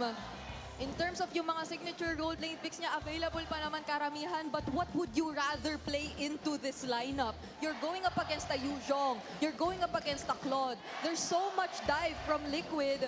You might want to pick a safer option and one that can definitely keep you secure in terms of mobility. The Yusun is still there. The Harith is gone. Yun yung mga pandiinan kasi ni Savero eh. It's still undefeated. You put it into the test. And kapag medyo nababa ka na sa corner. But you could say the same for etong Claude. Correct. Ni Teddy. Isipin mo, merong malalagasan. So they're just gonna stick with Moskov. The plan is to go the long lane. Kung ikaw si Savero and Onic PH, wait for that Moskov to finally pop off. Meanwhile, for Team Liquid Philippines, this has been standard from what they've showed all throughout the regular season. So both teams, they've had some better drafts. Onic finally picking up a hero that could deal some CC. So this is going to be an interesting game number 3. It is, and we are all looking forward to see it. Once again, paalala lang, this is match point for Liquid. San Juan Arena, mag-ingay! Casters, let's get into game number 3. It is currently match point for Team Liquid Philippines, the current champions, against third seed Onic. And how are they going to climb themselves out of this one, refusing to use the YSS up until the last moment? I don't know, man.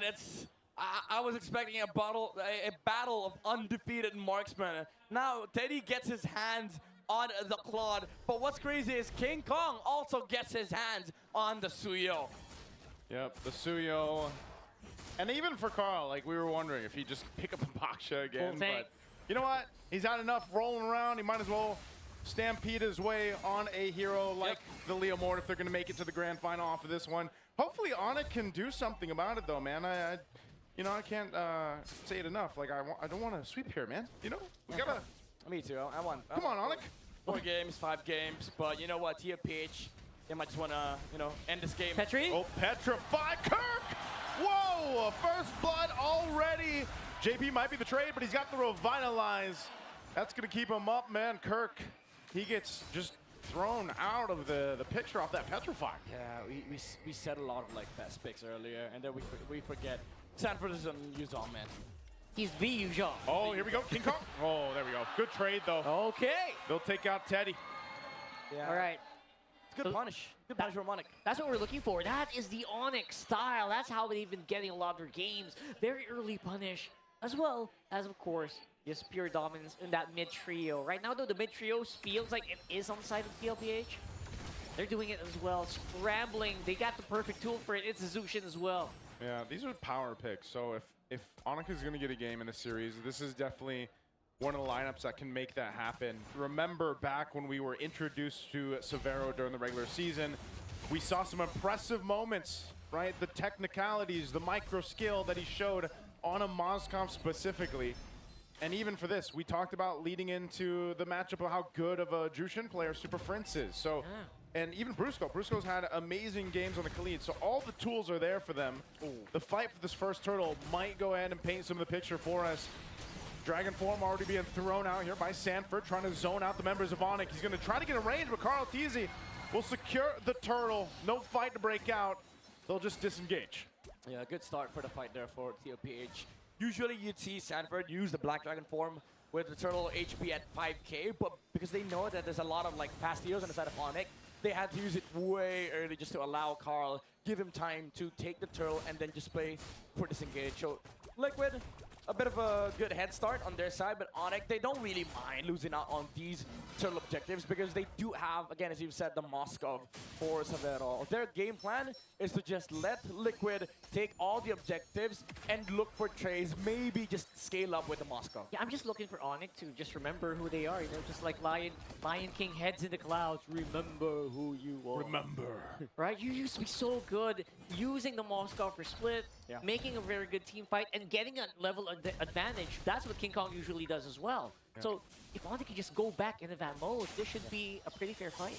Yeah, but I would say it's also risky because like Onic coming into this grand final, not grand finals, upper bracket finals. Feels like it. Feels like one. Feels like it. Coming into this upper bracket finals, it feels like they wanted to let Carl DZ on a hero that doesn't usually carry, like with the Baksha, and then force Teddy on like, I would say closed out timings.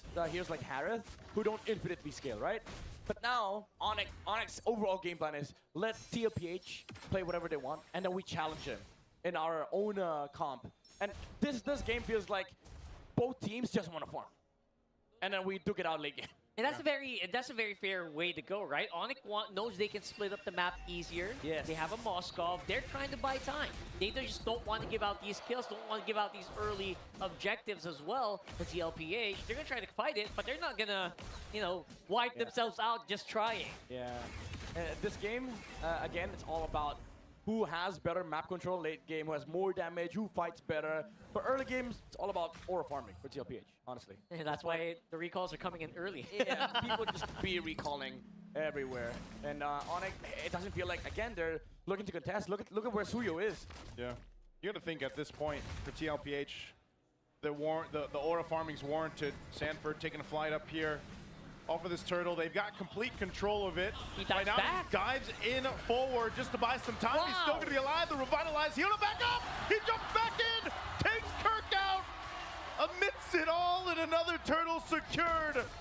What is going on here? Onic, I think, is just even surprised themselves. That was way too much, man. Sanford dove back in with 20% HP. Yeah. Let that sink in. Yeah. And you know what happened after? JP used the AOG, and then Sanji He was like, let me join in on the action. Yeah. Raging Sandstorm with a flicker. And Onic, it felt like they weren't really looking forward to that play. They got surprised. Good surprise. That was a huge surprise play here. TLPH is exactly what we know Sanford for, that X factor, that out of nowhere play. Even with like really big, bulky XP laners, that is why he is one of the world, if not the world's best Yuzhong player. Yeah. Again, why JP's so good too. You know, that Revitalize playing a part in that role of keeping him up, keeping him healthy. Sanford, this is one of the things that you see from him consistently, you know, just how much of a, I guess, efficient XP laner he is throughout the course of the game, from the early game all the way to the very end, and I think that's what makes him so deadly for a lot of teams to kind of try to play against him, just alone in the lane, but then when it comes to those early skirmishes, those team fights, it's hard to keep track of him. Oh, Severo. Severo jumps in, plays into it, gonna be used here. Onic, are they gonna want to choose this fight? Super Prince goes in with a beacon, there's an AOG just coming off. They're gonna go in, this could be a kill though for JP, popping the real Revitalize, he's still gonna be alive JP's though. alive! Even with the Soul Sever, Onic can't just get a kill.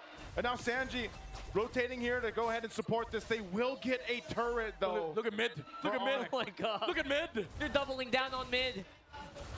And I don't know if that's a fair trade, man. You gave up your jungle security for a top tier turret. That's definitely not fair. I mean, Onic, even though it felt like they were the ones forcing, they weren't able to fully punish the Claude top side, and then they lost mid. Mid lane is so important this match because now TLPH, they get access to both the side lanes. Yeah, like you said, Midnight, TLPH is one of those teams that if they are losing something on the map, or it seems like they're losing something, they're not. They're trading it somewhere else. Yeah. And a lot of times it's more valuable in the grand scheme of things than what they're actually getting. Yeah, especially right now. Teddy's needed here. Carl TC up on front. Brusco's in trouble. Yep, he's going for Brusco. Raging Sandstorm from Sanji again.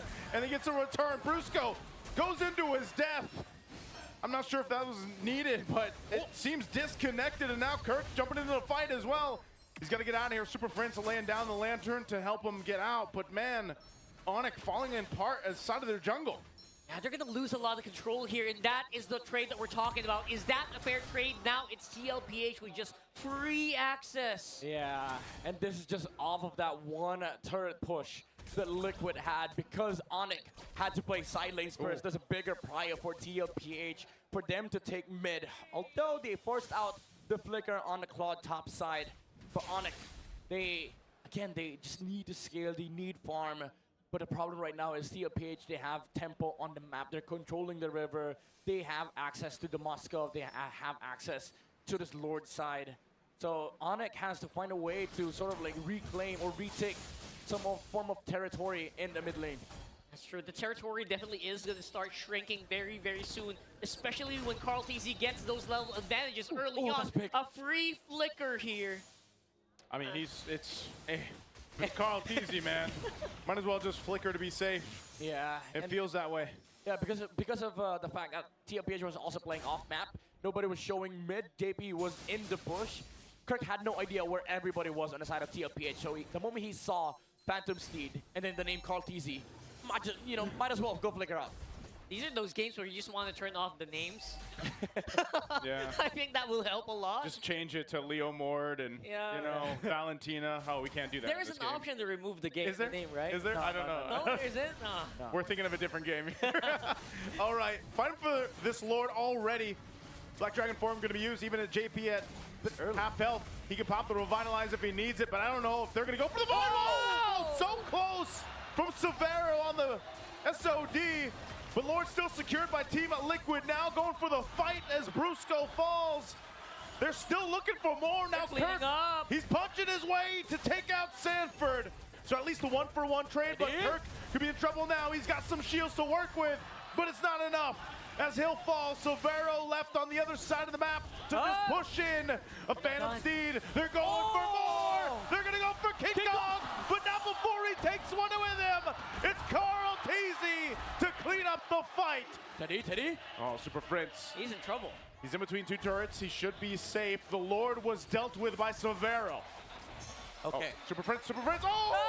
Oh, not safe. Not safe at all.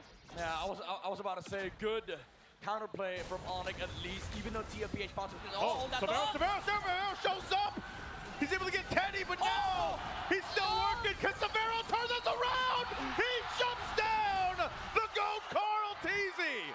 What a counterplay from Severo! The pressure lives up to his name. I was gonna say earlier, TENKYU overextended a bit. Sanford died, but Sanji and Kartizi played well to cover for each other, got more kills, but even though they were getting kills, they were being punished by King Kong. And then Severo was able to clean up the Lord. And then after that, TENKYU tried to look for more kills, and then the Moskov appeared. We've said this so many times in the regular season. You do not get to overpressure against Severo because he can punish. Yeah, he is the pressure. He just knows how to deal with it. Yep. And finally, Onic is showing us why they chose the Moskov over the Ascension in this game. Severo can do stuff like that. He was doing it in the regular season. All the superhero landings in the perfect time, saving Onic just when you thought everything was lost. Man, down from almost getting the Lord with the Spear of Destruction, down to, you know, handling it, pushing that wave up top, getting the tier 2 down, and then showing up for that fight to get a double. Like, if that doesn't reiterate the fact of what we mentioned back on day one of right now, the Indonesian player for Onic Philippines is just making things happen and sometimes carrying the team. This is what's happening right now. He's bought them enough time. Yeah, and now he's bought the Wind of Nature. So this is a big problem for TENKYU. You have to outplay a mechanically gifted Severo on his signature Moskov with a Wind of Nature. So TENKYU have a lot of layers to go through against Onic. I can smell the outplays. I'm waiting for it, right? Like, you can enable so much with the Nation, especially the majority of them are physical damage. Yeah, and the reason why I say outplays is because majority of the damage dealers on TENKYU are all physical. And this is also the item that dropped Aurora Gaming back in day number 1. One outplay might spell your doom. Even though that was a different hero, same idea. Yeah, it is a 2-0-1 Moskov as well. Now, no cross map, no problem. We're gonna try to fight it out as a 5v5. At least that's what Onic is thinking right now. They're looking for it. Sanford's up on front, still has that Black Dragon. Oh, Sanji! Oh, the flicker! Hey, yeah, flicker burned. Severo doesn't have that. That's crucial. So he's gonna have to rely on Brusco potentially here. Kirk doing the work. Okay. Taking some resources, at least from Carl TZ, but the space for this Lord is what they're looking for. That's a decent cut. He can split that top side.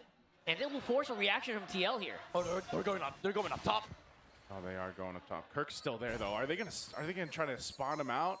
AOG. He's got the purple buff. Mid lane, gonna be the focus. Black Dragon form to use as well from Sanford. They used up all their ults. They just want to push Onic off of this. There's a push down bot as well.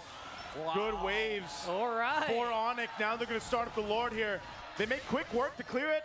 Kirk goes to push on the off lane to put the pressure there. Kirk, he'll pump that turret down. Severo. Sanji has a raging sandstorm. They got to deal with Kirk. Kirk gets a turret. A great move there. They're keeping TLPH guessing already. Lord's gonna go for a reset though. This might just break out into a fight. Sanford still the base. They come in. They're looking for Carl. Onic will be able to get one. They're looking for more. Here's Severo. Pops the Wind of Nature. Still alive. And they'll collapse down on the cavalry under the tier 2 turret, wiping them out. Onic finds the golden opportunity to split push. TLPH, the cavalry was confused, but the super family is pushing the base. If there's a liquid stampede, we gotta figure something out for that for Onic, because what was that? That was an Onic flash if I've ever seen one. They took TLPH by surprise, complete outmaneuver, and Kirk was at the helm. I mean, there were a lot of doubts with this Moscow pick. They could have gone the Eastern Shin. They could have gone the undefeated route. But no, they went with the mechanical route. They went with the pressure. They went with Severo. Oh man, that That was so genius to see how they played that.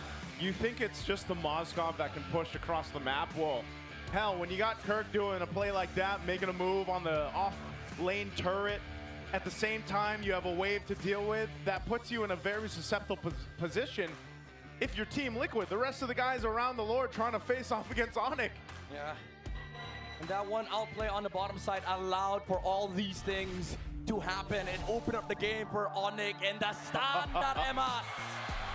The pressure lives up to his name. Savero is our game MVP with an amazing performance on the Moscow 206. 80% kill preservation. And again, one outplay led to the other. They allowed the split push for the top side, and the wind of nature problem for Tlph proved to be too much. Yeah, it was too much, especially since you have a lineup that will specialize in physical damage, like you pointed out right there. Valentina just there mainly for crowd control. You can't really use sustained damage on that Val. So now that was a big problem that had to be solved, but Tlph did not have enough time to fix it. Oh man, that I feel like this was foretold at one point, because we were talking about how, you know, you get all your power picks if you're Onic in this game. You're facing, you know, match point, and you go for your best, and it just so happens also to be a hero that Savero was introduced on to a lot of the people that had just started tuning into MPL Philippines. You see the same thing happen here. I swear he's the best damn Moskov right now in MPL Philippines. You don't see this from the other gold laners right now, like to be able to have this kind of impact. Yeah, and again, it's all risky, right? Like if you look back to the draft, they gave Liquid all the comforts, a very fast tempo lineup, all just because they wanted to get their own comfort picks, play the late game, duke it out, micro battle, and then it's insane that we see Onic's capabilities pushed to the limits. And yeah, they're pushed to the limits, but because they can definitely do that against even the likes of Tlph, where one outplay, one mistake that they see from Tlph, they do the same thing. They've gotten an inch, they push it to a mile. Yeah, and this time around, it was they got the inch earlier, so the inch's value, basically, I think that's exponential, right? Like, they got the first blood on Teddy. Just keep that in mind. Yeah. They were able to get that momentum, use it into the mid, force a situation like this where Kirk was finally the biggest threat on the map, and Carl-TZ could not ignore it. Yeah, there was, you know, I almost think after watching that for Carl-TZ, he probably had to remember, like, oh yeah, I'm not the Baksha anymore, you know, like he's slower. He's a little slower, not as tanky. But it was also just, again, it wasn't even down to that. It was just Onic really knowing their composition strength here. Yeah. They were able to play around it. Tlph definitely gave them a run for the money, though, for the early fights, those early skirmishes, the early objectives. You know, you see there, they secured the 3 turtles. Yeah. And so they had control, especially early to mid-game, but Onic knew the way to dissect that composition when it really mattered, and that's kind of what we saw unfold throughout especially the late game there. Yeah, and I would say though, like, this is what mortalizes teams like Tlph. You still have to respect that, right? Like when they picked up the God of Gacha, we saw the faces of a lot of like Liquid players. It felt like they didn't have a lot of pressure in mid, but Carl-TZ was able to, you know, give some form of control in the trio mid just to be able to like slow the game down against Onic, because Onic were playing both side lanes, but even then they didn't have all the tools in the world to deal with the Zushin, the Khalid, so they had to force a lot of things on the side of Onic, and it came down to Sanjay using that Raging Sandstorm to bait out a flicker from Savero. But even then, after that, it felt like Onic didn't react at all. They were just so calm, so collected, because they knew they could just play the map. They could play split pressure, because Tlph, they don't have the best of heroes to deal with the split push. And I like an Onic that's cool, calm, and collected. They're not bowing to the pressure. They can make better decisions. And in this game, the smallest decisions really, really matter, especially at the highest level of MLBB. Yeah. They made it time and time again, which is very impressive. Again, this is the Onic that we knew in the regular season. The Onic has slowly built up Savero to become this really scary monster on almost any hero at this point, right? Like, I don't know a bad hero for Savero at this point. Oh man, I wonder if we'll get to see him play the YSS or not, or, you know, so far for the series, it's not that it's been bad or anything, but when he's had the Claude, obviously he's had a really difficult time activating the Claude just because of the nature of the team composition and everything else. But, you know, in this case, like I said, it's what Onic has showed us they're capable of doing. It's it's just in a way that, you know, if they bring a different kind of draft out, if they get their power picks again, depending on what the draft looks like for Game 4, then there's some adjustments that can be made. I think the same is going to happen for TLPH. Like, they've really up to this point, and only towards a certain specific point in Game 3 where they truly like tested. And so now, you know, we see this with TLPH a lot, where it's like, all right, you poke the bear a little bit, now they're angry, you know, and you can expect them to play that way in Game 4. He'd know all about it. Right, that's right. If you do that, he gets angry as well. So shout out to my bear bros out there. very good observation here from a bear himself. So, wow. Well, you know what, the audience, I can see all smiles around him because they know that we are not going to go home with a sweep. Yes, sir. Tickets are going to be very, very stonks today. Maybe we even get to see 5 games. Oh, Maybe next game, Onic wins. Onic gets decent shin. Because you know what? This is Teddy's first loss on club. oh no, the win streak is over. The He was- MMR. What was he, 14-0? Now he's 14-1. Yeah, 14-1. The MMR is gone. So the 4,018 MMR that Teddy has is now down to 3,912. That's a big hit. That's a big hit. That's a -100. Yeah, so now maybe, you know, if you can do it, Teddy, maybe try to punch back there. So Yeah. we'll talk about that a little bit more later on. For now, you guys, we all need a breather here. So let's go ahead and throw it over to the host. We have some very interesting people all around, All around, who joined actually. us today. Yeah. And I think our hosts are going to talk to a few of them. What's that? That's very familiar. You're gonna know in just a bit. You're gonna That's know. very Oh, let's say, familiar. wait, what was it? What was it? No, I'm not gonna do You're it. not gonna I do didn't it get to again. see it. Okay, okay. I just still don't know. If you know what that means, Burrito? what we're talking about. But Burrito? before yes, yes. But MSCU. So these are some of the teams that are definitely going to be seen here. A lot of them are getting locked in, bro. Wow, look at all the teams qualified for like wild card over here. And congratulations. Congratulations. Congratulations I know to you're Mr. Midnight. celebrating. Celebrating over here. So either way, man, I'm going to Paris. you're going to Paris. He's going to Paris 100%. Yeah, I mean, Can you get me a croissant? I'm gonna Croissant. get you a baguette. Okay. You like baguettes? You like baguettes? No, I don't. Sorry, Oh. baguette. I'm not. Baguettes. Nope. I like croissant. Croissant. Croissant. We'll get croissant. Okay. All right. I mean, I don't mean to flex, but it's Paris. It is Paris. You don't get to do this every day. That's true. Right. That's true. Ah. There's how many spots are? This is Like, wild There's card, a lot. right? There's a Yeah, lot. this is all wild card. So we got some wild card spots here. We of course still have the other MPLs finishing up. East Asia is what I had the pleasure of getting to cast a bit. That was actually nice, by the way.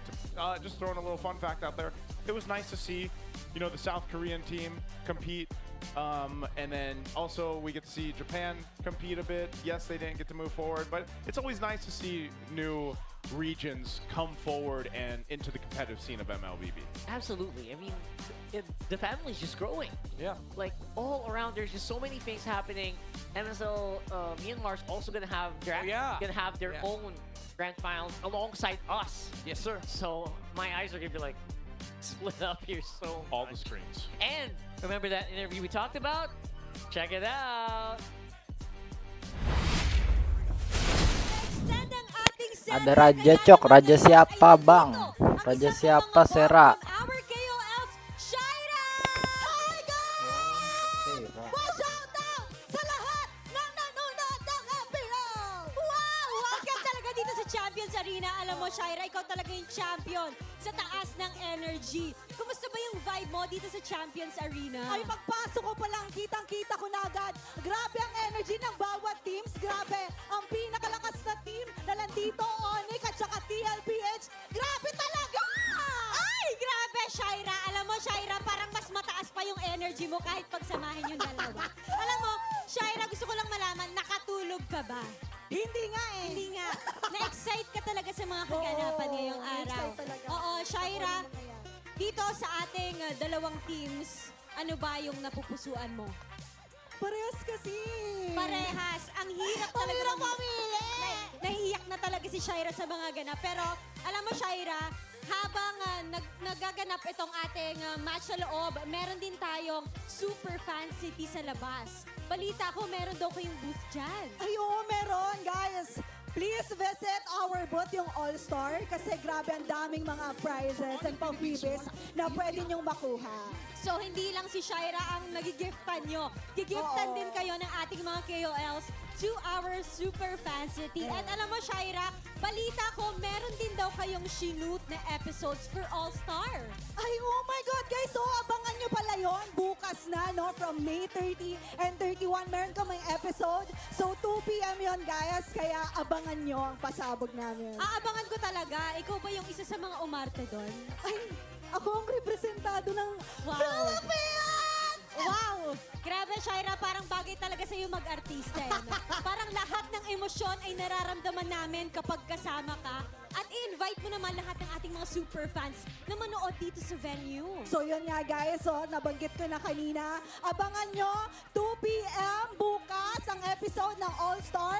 Imagine, iba't ibang region ang kasama ko, yes. 10 po kami from different countries na maglalaban-laban at ako po ang magpipresenta sa Pilipinas. Ang buff ng Philippines, ang KOL nating si Shaira. So ipa-cheer mo naman, tigisang team. Okay guys, titingnan natin ngayon kung sino nga ba ang may pinakamalakas na cheer. Ready na bang lahat? Okay, saan muna, Odin? Saan sino Siyempre sabihin sa mo? Onic muna. Okay, Onic muna. And 3, 2, 1, Onic! Wow! Ba, lakas ah. Napantayan yung level ng energy mo. Oo. Dito naman sa Dito. kabila. Siyempre, TLPH. kailangan bumawi. Alam nyo na, narinig nyo na. So dapat mas lagpasan nyo pa. Ready? And 3, 2, 1, TLPH! Wow! Grabe na talaga ating mga super fans at grabe ka na rin, Shaira. Maraming salamat for being with us here in the Champions Arena. Ibalik na muna natin sa ating mga casters at sabayan mo kapag sinabing palag na to. In 3, 2, 1, palag na to! Kala ko kante. Maraming salamat sa iyo, Shaira. Kailangan ko na magpa-check up ng tenga pagkatapos nitong araw na ito. Iba ka talaga, Shaira, nakaka-blockbuster ka na, nakakabasag ka pa ng eardrum. Anyway, ibang klase ang nakita natin mula sa Onic Philippines in that game number 3. That is the reason why we are going to this next game, you know? TLPH usually, momentum na sila pag mga ganong klase ng scenarios eh. But Onic Philippines just showed to us what they're made of at bakit sila nakarating sa upper bracket finals from being here or from being at the play-ins. Yep. Malaking bagay yon, stopping the momentum that was definitely evident na rin sa Cavalry for the first 2 games. And this is why we appreciate so much how well Onic adapted. This is something na pinag-uusapan natin sa draft pa lang kanina. Right. The moment they decided to switch up the priorities, I think particularly starting with that Suyo Red 3. Kasi from that point onward, di ba, nakita na natin kung paano nila mas napalitan, mas na-change kung ano yung nagiging go-to na strategy and playstyle nila, which really favored them a lot. But also, you could not take away the fact na for majority of the game, Liquid really had it under control. It was just really that one play, and I guess that one key player from Onic Philippines that made all this possible. And I think that was some of the things na na-mention ng ating mga desk analysts. They were talking about the composition of Onic Philippines having a significant advantage pagdating ng mga later portions ng ating laro. And ang big benefit pa doon was Savero actually popping off during the 9th or maybe the 10th minute of this matchup, which gave a lot of opportunities for Onic na unti-unting makabawi and eventually take this matchup for good. Yep. Ito nakikita nyo ngayon kung gaano karami yung mga kasama natin. Grabe, sobrang dami. Gusto mo bang maglakad ng onte? O sige, lakad tayo ng konti. Lakad kaming Basta konti, lakad guys, punta. Kamusta? Kamusta, guys? Oy, kaya pa ba? Kaya pa Buhayin ba? natin ang lahat ng mga nandito. Okay? Ano to? Oh, Ano to? Wala ako dyan, ha? Wala ako dyan. Kaya pala pinaglakad, no? Sino nagsabi maglakad Sino tayo? nag-call na maglakad po kami? Feeling ko ipapakita nyo lang talaga. Sige, isa pa nga. Baka ano eh. Grabe. Ang galing, oh. Meron pa ba dyan? May iba pa ba dyan? Ang galing kasama pala si Teddy doon. Oh. Okay, let's go. Biglang Teddy. Let's go. O, Dito lakad tayo. tayo sa kabila. Oy, ito, shoutout natin. Oy, shoutout natin okay. to. We know you're probably doing a Yes. watch party right now. Yes. We would like to shout out. How do we address him? How do we address him, no? Hindi, sabi niya Babaero Wolf daw eh. Babaero Mirko also. Babaero Mirko. Right? I think that, ayan pala, yan, Mir Bagets. I don't know what Mir Bagets is. I guess yan yung mga minions ni Mirko. Minions? Okay. I never know the other name. We're looking for more creative stuff. Sige, Kaya ano hanap ba? pa tayo. Ano ba meron tayo dyan? Hello po, Nay. Punta tayo dun sa likod. Hello po Saan sa po inyong tayo lahat. pupunta ngayon? Saan po Ayan tayo na, pupunta ang ngayon? dami. Aakyat Aakyat ba tayo? Aakyat Pupunta tayo, natin. aakyat Ah, sige, tayo. dito na rin eh. Direct, kaya pa? Oo. Oh, Goal sige. natin maka Oh, 10,000 sige. step. Goal natin maka 10... Goal natin maka 10,000 steps dito sa ikot San tayo Juan dito. Arena eh, Ay, di kailangan ba? natin pumunta sa kabila. Oo, tingin ko. yung mga kikita naman sa kabila. naka-on ba yung Strava mo, te? Naka-on ba? Naka-on ba? Hello po sa inyo. Mabuhay po kayong lahat. Magay kayo sa Let's camera. go! Yan po, tutukan mo sila lahat, kuya. Grabe. Sobrang dami ng tao. Partida. Di ba? Ay, Ayos ang galing, ba yan? no? Uy, hello po. Ilang steps na tayo? Uy, pakita mo yan. Uy, ang ganda. Ipakita mo yan, Pakita mo men. to. Santi, para to sa'yo kung nanonood ka man. Santi! Santi, para to sa'yo. Iba ka. Alam mo yun, ah. din. Bigay po natin sa kanya yan mamaya. Opo, bigay po Oo. natin yan Tapos mamaya. mag-picture po kayo. Ayan. At nandito na tayo. Saan na tayo? Oo, Saan na tayo? exit na tayo eh. Mag-exit na Balis tayo. Okay. Balis na yata tayo. Hindi, iba to. Dito tayo. Oo, doon ba tayo? Dito pa tayo. Stoppage na pala. stoppage Hindi man na lang pala. hindi sila umabot sa cut-off. Ayun lang. Wala. Ano yung goal Saan natin? tayo dadaan? Babalik na tayo. Babalik na kami. Hindi, kasi nakikita na ng mga internet fans natin. Saan po kami dadaan? Hindi, doon tayo sa kabila. Doon tayo sa mali. kabila. Nakikita kasi ng mga internet fans natin yung since nandito sila sa bandang Onic Philippines side. Oy, And in ang dami dito. Sayang, hindi natin napakita. Oo nga eh. Balang araw po, dadating din po tayo sa punto na makakarating po kami sa Balang kabilang araw. banda. Balang Huwag araw po kayong someday. mag-alala. Onic, babalikan po namin kayo kung sakali na manalo yung Onic Oo. PH sa game number 5. Parang malaki ba tiwala ng Onic PH? Malaki? I see it. I see the vision. At i-update lang din po namin ang ating internet audience na nakabalik na po kami sa aming upuan. Opo. So I think it's about time for us to start game number 4. 2-1. Match point pa rin ang Team Liquid Philippines. Talk to us about the good things na nagawa ng Onic Philippines aside from the draft prioritization na nakita natin kanina. I think even though karamihan talaga ng pwede nating masabi about Onic when it comes to that, just really was from that one team fight onwards na nakita natin. I guess you could also say it's how they were able to maybe calm down a bit in terms of what they wanted to do. Kasi parang si Kirk nag-revert lang siya dun sa typical na this is how we use the Pakito, this is how we just constantly keep the pressure going, this is how we make sure na parang we keep them on their toes. And they mainly started that through yung, again, nakita natin ginagawa ni Kirk, managing the wave so well, so much that Liquid and their objective fighting capabilities were hindered just because they had to react to what he was doing in the map. Okay, so the idea for Onic Philippines, surprisingly, is to take out itong Pakito, which is something that we don't usually see as much in this series kasi nga gamit na gamit yan, either ni Sanford or either nitong si Kirk. So it felt like Onic Philippines, there's a reason why they keep on sticking with this red side. Napansin mo, parang hindi yata sila nagkaroon ng sandamakmak na changes based on what we're seeing. Or should I say, it's actually the blue side ngayon para sa Onic Philippines. And looking at it again from hindsight, the Marcel still not an option. Yeah. Para naman dito sa TLPH, what's the idea here? Dapat ba silang bumalik dun sa backsha since parang binubuksan din naman ng Onic yun or do they have to think of other things? Onic being in blue, actually sobrang interesting na itong makita kung sila naman ano kaya yung magiging prio nila because it seems like the backsha will be open. So I might still hop on that train of thought na they could potentially go for the backsha in the first pick and there they go. Onic, yes. Sila ang nag-first pick nitong backsha. King Kong has used it during the play-ins and even towards the 3 days na nandito na tayo sa San Juan Arena. So, an optimal choice here for TLPH is to possibly go for a gold laner para dito kay Teddy. We saw him use the Harith and the Claude all throughout this series. Wala pang iba because it's just 4 games. Yeah, and that's also, I think, what's been keeping Onyx in the game, I feel. Kasi hindi naman nila sobrang na-force out. But I think that's also a great choice from Liquid kasi they're not totally reacting to Savero and putting in so much pressure on him. Similar to what we saw for maybe Falcons last night when they went up against Onic and maybe focused a bit too much on Severo. But now it's Liquid picking up the Cho.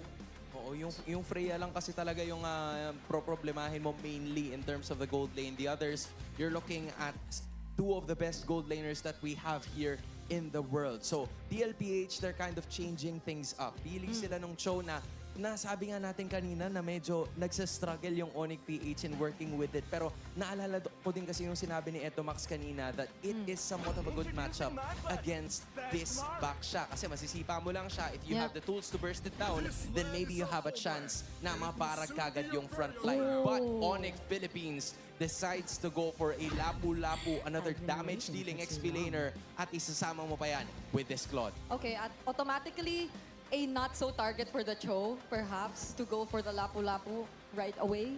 Because again, there are just countless ways for a lapu to keep himself immune and safe. But there's a great response to the carry as well. So you see the true frontliners, main frontliners for Onic as well. You already have a huge response and answer. This saves the Carl TZ and Sanji pick for second phase. This is something that Liquid has only done here in this game so far for this entire series. Yeah, and from what I can remember dun sa ating real-time cooling tactics, it's Tlph's task na medyo mababaan yung sa lower tier, yung mga gold laner heroes itong sa Sabero. Kahit na sabihin natin na hindi naman naging factor yun in terms of the banning phase, it felt like Onic had the urgency to pick up a Sabero hero right away just because of what he did during game number 3.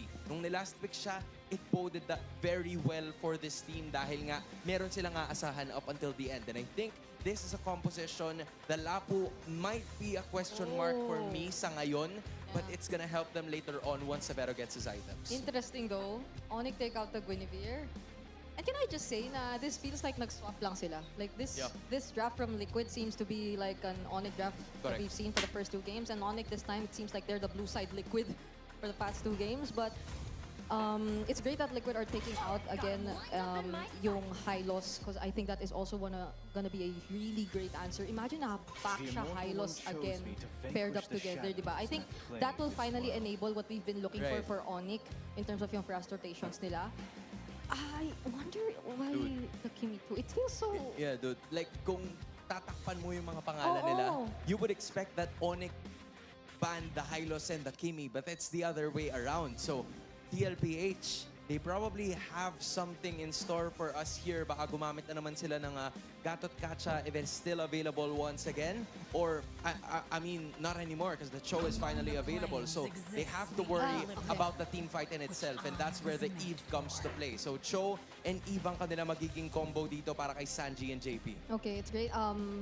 Because I think also the Kimi pickup would enable Onic to just keep their kiting on top, and Liquid might wanna fight within this box kasi nakuha na naman nila yung Eve once again. So I think this will help them execute their plans in terms of this lineup. But for Onic, we're looking at a Brusco and Super Prince mid-duo. Yeah.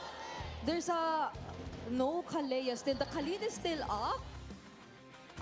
But it's a Cho, so you have to really... Okay! I see the vision. You see the okay. I see the vision. Again, they can play macro with this. Pero ito na ang alas ng Cavalry. Team Liquid Philippines picks up a classic hero, an old friend ni Carl Gabriel Nepomuceno. Team Liquid Philippines, how are we feeling about Game 4? But let me ask the Super Fam. We have the Luyi Atlas. Kumusta ang Super Fam dyan? Tlph 2, Onic 1. Will we go to Game 5 or will it end here? Casters, take it away. But trump cards have been unleashed here in game number 4 of Tlph versus Onic. So many main character syndromes here. I am getting overwhelmed. I love it. I love it too. We're going to be jumping into this hopefully this one will take us to a game 5, man. Comfort picks across the board in a way. I'm wondering if TLPH will be able to get through the issues that was Brusco on the show earlier. Yeah, I feel like this time around they just picked. Whoa. Oh, wait. That's some good early damage. Whoa! Already an early flicker from Sanji. Yeah, I was just saying. I mean, it's the same problem. Like they Cho into Abasha, but like what Coach Tlph said earlier, like it is a decent hero to deal versus the Baksha because you get a lot of vision early game. You get aggressive players like this, and you can essentially just control River. But I think the main strength of TL's lineup is that they're heavily like they have a lot of like mobile heroes on their lineup. Yeah, the mobility is off the charts here. Again, can be matched by cross-map plays by the Low Yi with Super Prince. JP has to burn the flicker. He's going to be alive, and that seems to be a problem. That, okay. little threatening there, JP. You might want to go back, but he does, and that's the combo in the mid that's going to continue to happen between that mid lane duo. Yeah, majority of this is just showing off your force very early on. I think Onic does need to do that as well. Yeah. And I think TLPH feels that. I feel it. As JP, you're not as safe as you were in game 1 to 3. Yeah, and this is where things kind of become more awkward and weird for TLPH. Ideally, you want to be able to win out the first turtle, especially with this Phobius on your lineup because he's up against a Lapu Lapu, but conceptually, Onic has a lot more better kits on their side. Like, they can actually fight this first turtle, so it's awkward in a sense where TL's comp, they don't really get to play how they want to play this game. Oh, okay. First turtle. Contizi's going to swing on down here after taking a camp in the jungle, but he goes forward, trying to use the Phantom Execution. Turtle still secured. Sanji goes down. Carl Teasy as well. Onyx able to convert a whole lot off the first turtle. 2 kills and an objective, and they'll go ahead and take out the purple buff as well. That is just so much conversion from 2 kills at Pearl as well. Oh, wow, they're fighting. They will lose out on the purple. Oh, JP went to JP. Yeah. Might as well go to a teammate than the opposing team. Yeah, but job's done for Onic. They took out the purple. They take away a little bit of farm from Carl TZ. Unfortunately, that Phantom Execution retry combo wasn't enough. It was actually the Tortoise Boy Sans that killed the turtle. Maybe 2 HP left, I don't know. But King Kong didn't even use retry for the turtle. There you go. That is huge. He's going to be able to use it actually, you know, if ever there was like a post-turtle fight. Well, Fatal Link's going to bring out JP. Can't escape. And this is why I asked the question, is he going to make this Cho work throughout this game? Diversion going to be used. They're going for Carl Teasy again. They spot him out in the jungle. Thorn isn't going to help you here, Carl Teasy. Yeah, this is what I was saying earlier. TLPH's comp, they don't seem to work with what they want to play in the game. They had a full views, they had to win the first turtle, but because of this Lancelot last pick, as much as I like seeing Carl Nepomuceno on the Lancelot, there's just a big disconnect with the way they drafted and how they want to play this game. Especially since the Cho can't really do pressure that much. There's no kill potential. Who are you going to pressure here? I mean, that in itself is a very, very big problem that needs to be addressed very soon because they're starting to lose out on gold. Yeah, because the question you ask TLPH is where's the damage coming from? Especially up against heroes like Lapu Lapu, Baxia, even an Atlas. Like, you have the bypass, but there's no damage. Onic can outlive you in the fight. So for TLPH, they have to slow the game down. But because of, again, the Phobius and the way TLPH's play, they want to force a lot of aggression in the early game, but they just can't. I completely agree. There's so much shielding that you need to go through. There's so much, there's so much shields. And again, map pressure from Super Prince. Oh, diversion to mid. They're going to collapse down on Sanford. King Kong gets the turtle. They're looking for a kill. JP goes for a kill. He gets one, but he's stuck in the mid lane as he falls. No one goes down from Onic. And the one time JP gets a good kick in, he gets mowed down. Yeah. Onic, they're doing a fantastic job of knowing how to play the map in this game. You have to meet Liquid at all fronts. Wherever the aggression is, you go there, which is why this Louis pickup is so amazing from Super Friends. TLPH, they have a greedy lineup. So anything that they force against you, you contest for if you're Onic. This Loyi pickup is just giving such a big headache to TLPH right now. You can see it, right? Yep. It's so easy to get flanked by a Loyi, maybe even just Atlas sending Brusco to the back. That's already going to be so much anxiety. Under diversion. Going for Carl Deasy. Thorn Rose going to be used. They go with the Fatal Links. Carl, you can't even play in game 4. What a layering Here's from JP. King Kong. There's a kick. At least they get something. Super Prince to fall. Brusco's going to be able to get away, but man, you have stalled Carl Teasy on this Lancelot. The hero he's known for playing and has done so many amazing things on. Well, against this lineup, he's not able to do too much. That's one way to get into this game, get back into it, get into the head of Carl Teasy. Yeah. Make him play, make him have a very bad game. Yeah, if you remember, if you look back to regular season, the only game where it looked like Liquid was immortal was when Carl Teasy suffered 7 deaths on Hayabusa. And Onic, they can do the same thing here, just shut down this Lancelot. Oh, Sanford, I don't think he's going to escape this either. Kirk will get that kill. Great rotate from King Kong. And man, Onic is on fire right now in this game. Yeah, and TLPH have a big problem right now. Savero's massive. He's winning the 1v1 against Steady. And now they're just constantly looking for plays. Looking for more. Brusco. Yeah, they can afford to do stuff like that over and over again. Yep. Now it's going to be a turtle priority. And Carl Teasy's just no shape to contest this. Yeah, there's no damage. Oh. Yeah, you just have to forfeit this last turtle. You are losing on all fronts here for Team Liquid. And Onic has done a great job continuing to keep the pressure up. Kirk, he'll burn the flicker. RWM dropped down 2 from Sanji, his own flicker. So a couple things traded on both sides. Yeah, most wasted battle spell. Oh, Carl! Carl! Okay, he has a puncture, but I was gonna say most wasted battle spell, especially the one that Kirk just used, is not worth it. JP! Big flicker. Goes in with a kick. Super Prince able to get away. Good Fatal Links from Brusco to save Super Prince. Atlas feels like just a point and shoot, right? Like he just uses Fatal Links. Everything they just fall apart. They just run away. That's a big ult to use though for Onic just to save Louis. Earlier, the flicker from Kirk, I would say that's worth it because you're essentially still controlling the map. True. And you're lessening the answers coming out from Liquid, but JP forcing a flicker and an ult from your side is definitely not a good, a good trade.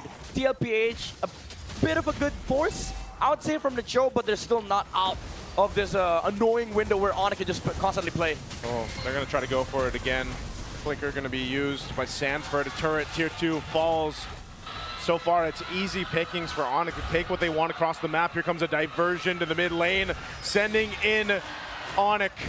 But Contizi will be able to get out just fine. He is very mobile on this Lancelot. They're doing so many big plays, but it's so inexpensive to keep doing that over and over again, right? This Louis is getting maximized, maximum stonks. Yeah. And Onic is 4K. Again, all you want right now is for Onic to sit on the side lane, TP back to mid, defend the tower, make sure that Teddy's farming, and just remove some of the side lane pressure that TLPH can apply on this game, because they can definitely do that with the Lancelot and the carry. So if you're Onic, you played safe on mid, you play side lanes, let the Cloud farm, and then just play for objective. Do it again! Oh, Fatal Links again. JP, he does get out with the G Kundo. He's still able to get there. King Kong jumping. Whoa. Good body block from Sanford, but now he's taking the brunt of the damage.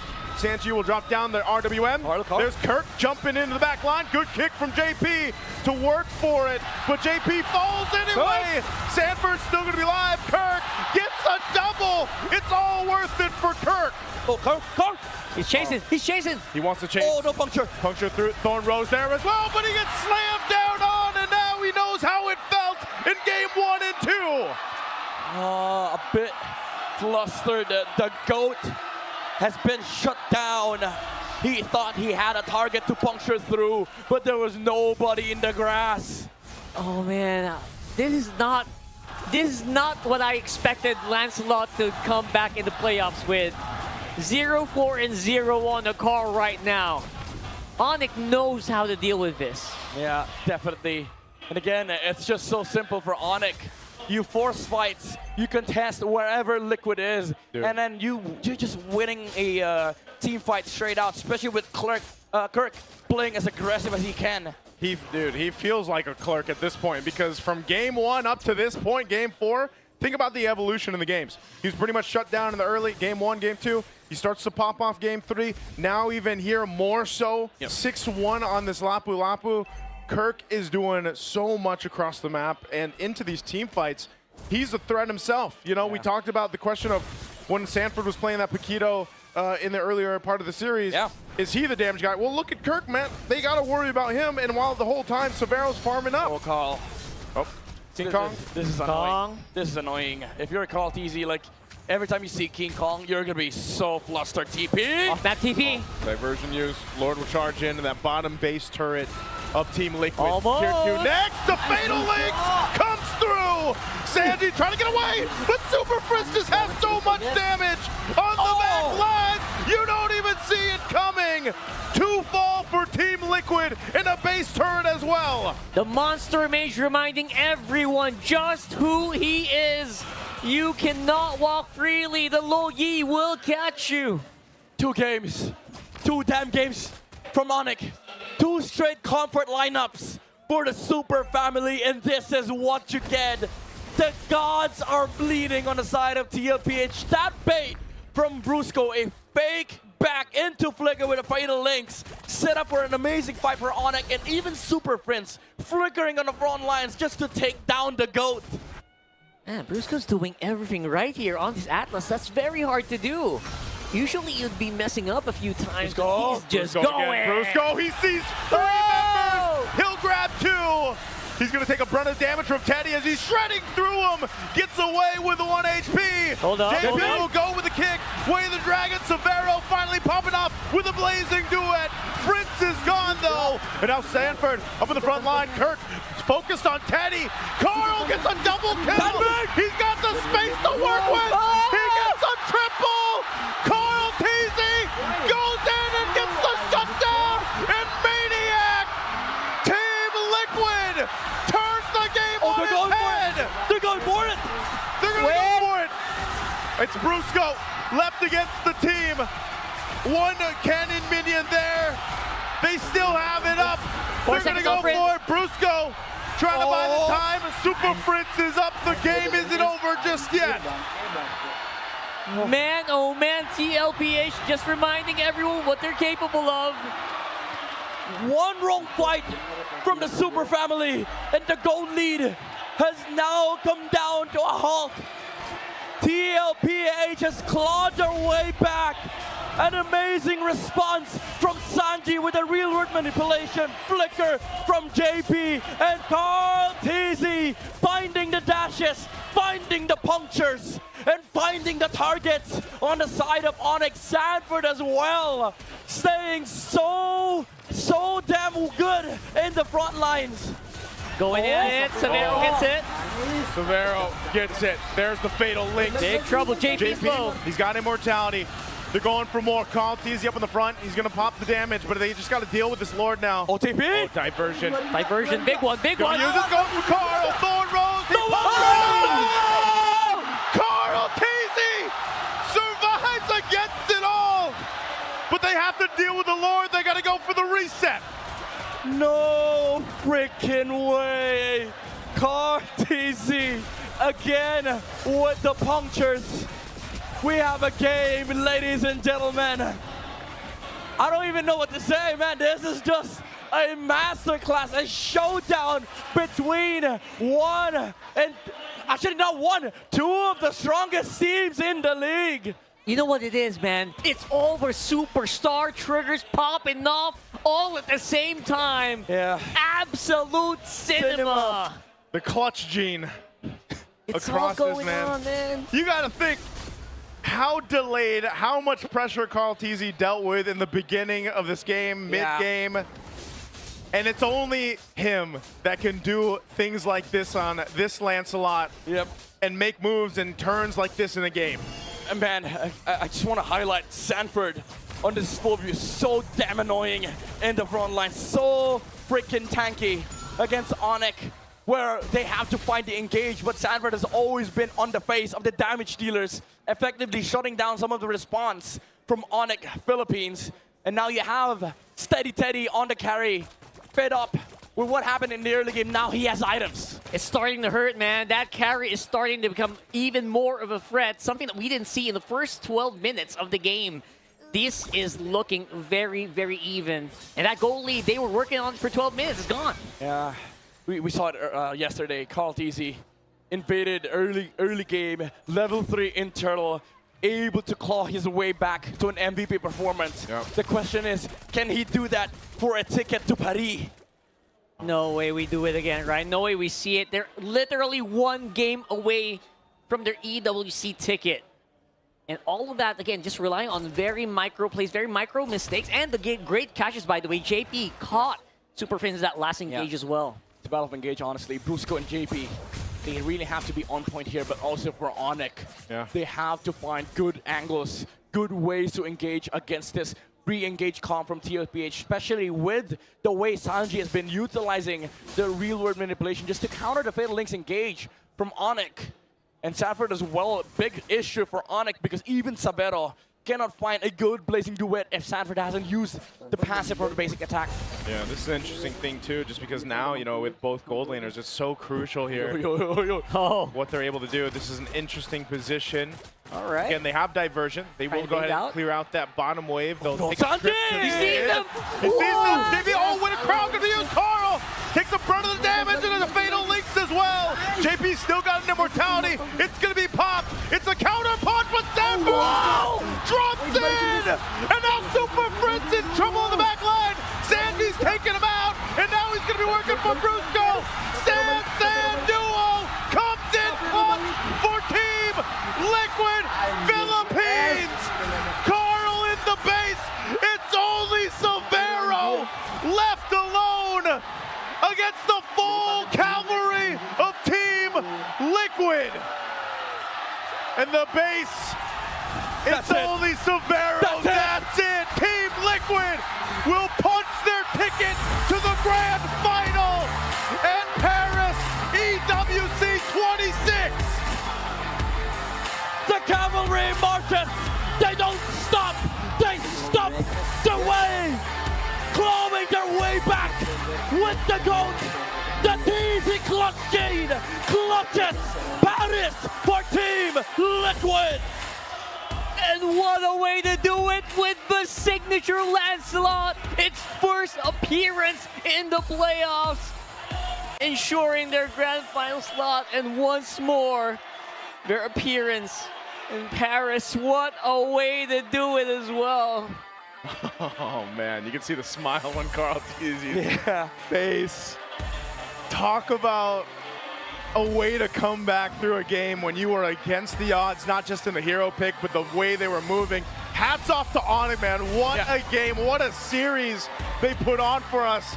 I hope whoever ends up in the grand finals against Team Liquid, we get to see something like this again. Yeah, I mean, again, Tlph, all throughout regular season, even the first day that they appeared in the playoffs, they looked immortal, but Onic pushed the Titans at the edge, even forcing Carl TZ on a signature pick, Lancelot, able to shut him down in the early game. But everything, all through that, it's not enough against the GOAT. Congratulations. That is just Tlph. one way to do it, folks. They didn't Dapat dominate tiket. completely. Onic got the great GESSS. game. But at the end of the day, Tlph got the victory. Let's hear from them right now. Karena masih ada low break. Super fans, the people asked if they are going to Paris. And Team Liquid Philippines answered with a we. Team Liquid Philippines is officially going to Paris. Denise, the crowd is going wild. The first team to go to Paris, or Paris rather. Congratulations, Team Liquid Philippines. All right, Teddy, ikaw na. Teddy, Teddy. we're gonna talk to you first. Are you okay? Kamusta ka? How are you? He's okay. He's so hyped. I don't think it has sunk in for Teddy, but how sweet is this win for you? Naunang panalo It's your first win kontra Onic rather. against Onic. Pasok ka agad. And now you're going to the MSC. Sobrang saya po. I'm very happy. Pero sa yun, I didn't expect it, but I'm very happy. Bonjour. He says hi. And bonjour also, Daddy JP. JP, you know, napapansin ng lahat. JP, you know what? Can you realize Kahit na may clash. Average that your heart rate is so low even with your clash? kahit apat, tatlo, Even if it's 4, 5 people, you stay composed. talaga yung composure. How important is your composure? Importanteng laban. And especially in a very important match like this. He says he's focused in game. No And panicking. yeah, The liquid it's all good. And you know, no panicking, even with a slow start. Carl TZ, guys, we hear some noise for the goat. Grabe yung kanina, you even gave a maniac. You even got a maniac Pwede mo bang makuha on the Lancelot. nasa isip mo? What was going through your mind after that slow start? How did you turn that around? Yung nangyari doon. What was the shot call looking like there? Ano po, mas hot call kasi sobrang... Me, I didn't know what the shot call. Sabi ko lang, isang mali lang nila. But, you know, he was just waiting for that one small mistake, one window, and we can come back on from this. League to Paris. But Carl, mabalik ko lang. Your road Carl, started. let's talk about this again. Your road started here in San Juan Arena after you won the SEA Games. Now you have the opportunity to make history again. And now there's a possibility of a repeat of the MPL Championship. Makes you more excited. How does that make you more excited? Magbigay ba ng pride? Or how does that boost your pride? Yung magiging That you got so many wins. Ano po, sobrang masaya ako na... Yeah, I'm very happy that we have a chance for a repeat because no one's ever been able to do that before. That's so exciting for the finals. sumisira sa mga records. Yeah, you're the one who's breaking your own records. The one that's going to beat Carl TZ's record. And now Sanford. And now Sanford. First two games, comfort pick mo. Benedetta. First 2 games, Comfort Vic Vendetta and Paquito. Ano ba yung nagpapagaling What? sa mga heroes ngayon? What makes those heroes work for you? Effective. You were done. How do you make it so effective in game 1 and 2? He can't point out what is the trick, but what he says, it's all about hero mastery to coaches. That's why you just keep playing it and just keep going. Also, great job for Sanji. Bonjour. Ano masasabi mo? Ano mensahe mo? Sanji, what's your message to the cavalry? We're all here to support you. Thank you so much for going. There's so much cavalry here today. Yeah, I love that you guys are going to the venue. And a big shout out to my friends, and my family, and my girlfriend. Thank you so much. Team Liquid Philippines and Bonjour Paris. You may now bow, and you may now take your walk of victory towards Paris. Oh my gosh, Thea. Denise, what a palpitating match because that was an epic comeback, dominating Onic. But at the end, Team Liquid Philippines continues to prove that they are on a stampede. And syempre, pag-uusapan to ng lahat at pag-uusapan din ito ng ating casters. Casters, palag na to. What a well-deserved victory right there.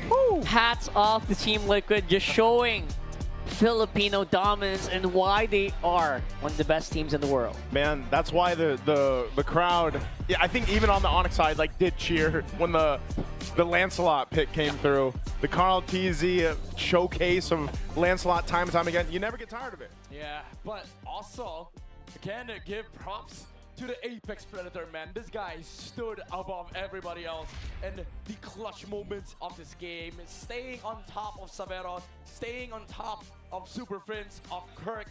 He basically stopped Onic from winning a lot of the fights, allowing Sanji, allowing even the GOAT himself, Carl TZ, to find the angles, to find the windows, the comebacks, and the mistakes that they can punish. He was a key ingredient to this comeback from the Cavalry. Especially that 4-man, 5-man Dark Wave.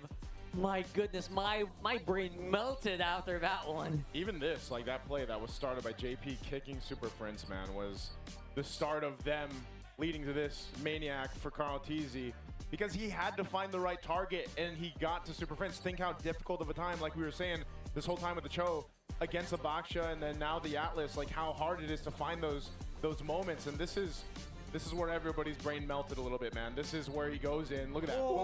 Oh my God. 4D, Apex Predator.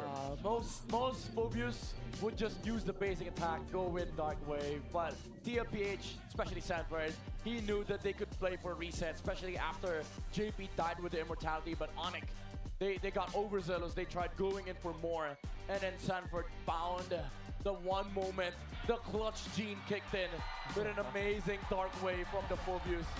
Very well deserved from Liquid. The crowd is losing it at the moment. Yeah. I can't stop grinning myself. I don't know why, man. That just... It's like you see them play, and again, hats off to Onic. This was an amazing series. You know, a fantastic series. Oh, I look behind me. I see. I see what you mean. Yeah, We're gonna enjoy this interview, man. Yeah, I mean, guys, I'm gonna so enjoy this. as much as I enjoyed watching this game, I'm pretty sure a lot of the teams are terrified right now, especially what LaFell mentioned earlier. It's like watching a horror game because now they start to realize Liquid is going to banish everybody. There's this final boss arc again for the Philippines. The big guy at the very end of the road. That is Team Liquid Philippines. Everyone is just so terrified of them right now, even across the waters. I don't know, man. There's just so much to talk about when it's Team Liquid Philippines because they all play such a pivotal part in why they're so dominant, why they're so scary to go up against, and why they've been so accomplished. You know, it's not just one guy or one dude or a couple guys. That's what makes that synergy. And that's why all the more while, you know, throughout the season of MPL Philippines Season 17, why Teddy coming into this and making it work in his own way. Like, it has been incredible to watch as well as he's developed. Yeah, he's so steady. Like, at this point, it's not even a joke. Like, he's just so steady that whenever Liquid needs him, he steps up. He has the items. He has the damage. He can basically supplement what Liquid is lacking. And in this game, everybody just complemented each other. The kick from JP, that clutch Sanji reload manipulation to negate the fatal links, and then the maniac play from Tlph because of how Sanford laid it up for Liquid Philippines, where Onic felt like they don't have enough resources to fight the Lancelot anymore because they were busy dealing with the Fulvius. It's just so damn beautiful to watch. And that's I love that you guys brought that out because that's exactly what Team Liquid is. It's not one guy carrying the whole team. It's everyone doing their job, doing their part, and making sure that they just look so damn good winning. Yeah, look at the heart rate, man. JP still so calm, so collected, as well as steady. But I'm pretty sure, you know, Sanford, Carl, Sanji, they have their hearts beating. I'm pretty sure. Let's go ahead and throw it over to our panel. We are gonna love this interview. Oh, we are. Let's go ahead and see them. Maraming salamat sa ating mga casters. Hindi ko alam bakit taas ng enerhiya po natin ngayon sa San Juan Arena. Kasama natin ngayon, the recent game MVP, Sanford. Congratulations on your grand finals and finally qualifying to EWC. Kumusta ka naman? Anong nararamdaman mo ngayon? Sobrang saya kasi noong una nahirapan kami rebuild to team pero kinaya namin mag-qualify sa grand final. And I think, sorry yan, dito pala ako. I think it's time for us to talk about this last clash. Ano yung nangyayari kasi natambakan kayo kanina early on in game number 4. So let's play this for quite a bit. You knew that the approach was there. Pero ano yung ginawa ninyo para mapalagan yun? What was the comms like? That time, sabi kasi sobrang laki na namin sa macro. So kailangan namin lumaban. And nung nakita namin na medyo nagbuhos sila ng skill, doon ko nakita yung opening na pwede akong pumasok. So feel ko sinuwerte din ako na nagkumpul-kumpul sila. Nagkumpul, nag-line up in the words of Hans nga na literal buong San Juan Arena napatalon ata nung Dark Wave na ginawa dito kanina. So, buong time naman na halatang Onic din talaga yung nag-lead and in control for majority of the game. Carl, unfortunately, nakita natin siya with a 0-4 stat line. Right. How were the comms naman between the team nung nangyayari yun sa inyo? Medyo magulo na kami. Talagang sumisigaw na lang kami na Paris pre, Paris. Ayun, sumisigaw kami kasi sobrang gusto namin mag-Europe lahat. Man, the goal is to go to Paris. This was just an incredible opportunity para sa inyo na makarating doon. Team Liquid Philippines, are you proud of your team? this was just incredible coming out from all of you. Motivation-wise, hindi pa dito nagtatapos ang inyong tournament here in Season 17. You still have a Grand Finals to go to sa Sunday. How's the approach like looking for you guys and the rest of the team? As usual po, Season 15, bibigay pa rin namin best namin, pero nakuha na namin yung isang goal. So, isang goal na lang para matapos na to season na to. Okay, okay. And I think we never got a chance to ask your thanks para sa lahat ng mga nanonood dito ngayon, whether it's for Onic, whether it's for Liquid. There's so many people who supported you right from the start. Ano masasabi mo sa kanila? Sobrang thank you sa Kabal rin, syempre sa Sonic. Hindi magiging masaya yung series kung wala kayo. Maraming salamat po. Okay. I might have one last question for Sanford, Hans, if it's okay. Grabe naman. Okay, so I'll keep it pretty simple. So we all know there will still be a lower bracket finals tomorrow between Onic and Falcons. Kung papipiliin ka, sino ang gusto mong makatapat heading into the grand final? Kasi parehas na namin nakasama yung yung Falcons sa 2024 tapos sa Onic ng 2025. Siguro Yes, Brigida, Cho. Onic siguro kasi sobrang deserving ni Sabero and sobrang makita namin yung potential niya. Yung puso niya sa game, sobrang kakaiba kaya napakangan niya talaga kami, si Sabero. And I think that's it. So the decision for Sanford is Onic dahil maglalaban pa sila sa kung sino yung mananalo later on between Team Falcons and Smart Omega. Sobrang dami nating nakita na mga magigilas na play para sa araw na ito. And I think, what we're supposed to do next? Actually, meron pa pala tayo, no? Meron pa? Meron pa pala tayong abangan mamaya between Smart Omega and Team Falcons. So, meron tayong mga nalatag na choices doon pero hindi yun yung definite. Maalalaman pa lang natin yun mamaya-maya. So, hanggang dito na muna tayo, guys. Congratulations once again to Team Liquid Philippines. At mukhang it's about time. Kasi meron pa tayong unting pakulo kung hindi ako nagkakamali, di ba? Okay, I wonder. Ano yung pakulo? Meron pa tayong unting pakulo dito eh. May gagawin yata tayo dito with our crowd. So, with the fans. Yes, with the VIPs. With the VIPs. With the VIPs, okay. Okay. Sige, guys, ito sinasabi ko lang sa inyo, you're completely missing out on the things that are happening kasi kapag nandito ka, you get a chance to do it. Okay? So, guys, if you want your selfies to be taken, go ahead, do it. Do just that. Oh, sige, Sanford, ikaw na mag-interview. Okay, go. No, hindi, joke lang. Nabigla ka yata eh. Pero, ayan. Again, for everybody who's watching at home, this is the opportunity that you get. Dito, yan.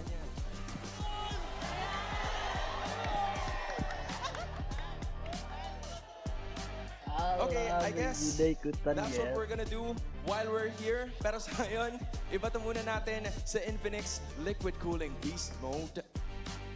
Mic check. Boss? 2K lang, boss, ha? 2K lang. May buhat, ha? 3K lang, kalma. May ka, G. Tara. Shutdown. Nice. Keted. Dalawang tibak siya. Shutdown. Tara, lang. Kaya pa natin ito late game, pre. Legit, promise. Late game to. Chill lang. Hold lang tayo, hold. Promise, ma-hold lang natin ito, pre. Pag napag-item din ako. Kalma lang, boys. Nakakari tayo, boy, oh. Yung lahat mo, mawala ng kwenta. Chill lang. Ragola. Bigger. Naano ko yung ano. Atlas mo na. Harap pa lang. Patayan, pre. Gusto nyo ba? Tara, dad. Louie. Louie. Cancel ka ulit, pre. Laban, loading lang. Patay, Louie. Lapo lang. Lapo lang. Sakit lot, pre. Go. Fury. Flood, pisa. Baksa. Baka ang double, pre, ha? Baka ang double, pre. Pre, box. Lalay ka. Kaya pa niya ba? May load. Carl. TP. Try bush. Dito ka. Out na, pre. Out na. Net ka sa mid. Nice. Go, nakaliwa mid. Dep. Shield. Dep na agad. Kalma ka. Sige, tara. Tara tayo, pre. Pwede tayo humiro. Para manghihiro ako. Pwede. Pwede. Louie. Waiter. May mabalis ka, pre. Buhat na. Pika na, Louie. Radyo sa klod, ha. Laban tayo. Box lang. Lalay. Tara. Liba. Alabigan, Louie, boy. Louie. Patay, Louie. Dado ka mo, patay. Isa ka. Patay mo, pre. Huwag kayo papatay. Baksa muna.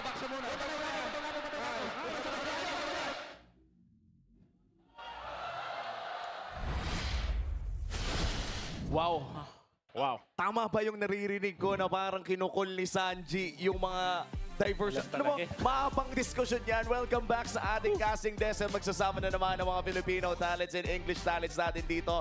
That was absolute cinema of not only a series, kung hindi, pati na rin yung post-game interviews natin. Oo. Goated. Goated. Goated. Interview. W. I was just on the edge of my seat. And so far, no, nakita na natin ang ating pinakaunang grand finalist, which means we have our first MSC representative. Team Liquid Philippines, wala naman na nagtaka. Regular season pa lang, ine-expect na ng taong mangyayari ito. Yeah, I think nagpasolidify nung pagiging deserved nila nitong Grand Finals berth is because of the fact that they survived that round against Onic. Kung hindi sila challenge ng Onic, merong pa sigurong chip on their shoulders. Pero dahil naging close yung laban natin and they could have lost ng reverse sweep dahil sa momentum ng Onic, mas gumanda tuloy yung kwento para sa TLPH. Yeah, that game felt like such a horrible game, especially for like a Cho, right? And it took everyone. It took everyone's effort. Even Sanji in that very last one. Ang liit na bagay nung Void Crystal na yun sa bush. But that spotted the play. Even the fact that Carl TZ dealt with so much pressure in the early part of the game, like we were saying, like 0-4? Man, 0-4, and then he ends up getting a maniac and then just popping off, and the Sansan deal. There was so much great things to see. It's funny because it's a 3-1. But that felt like a full series, man. I feel satisfied after that, you know? So great MLBB there. You know, one good thing that I can never erase from my mind is I can't believe Phobius can sit versus 5 people. 5-man Dark Wave. 5-man Dark Wave. I think Chill lang si Idol. ito lang ata yung unang beses and maybe ang huling beses na masasabi mo ang 5-man, ang mga katagang 5-man Dark Wave. In one sentence. In one sentence. Crazy. Because how do you do that, di ba? Ang nipis-nipis ng isang Dark Wave. Pero I think the most impressive thing here is yung nabanggit dito ni Rockhart na nababasa ni Sanji yung mga diversion na binabato ni Super Prince come late game. Yung early game, for sure, bigay na natin sa Onic yun.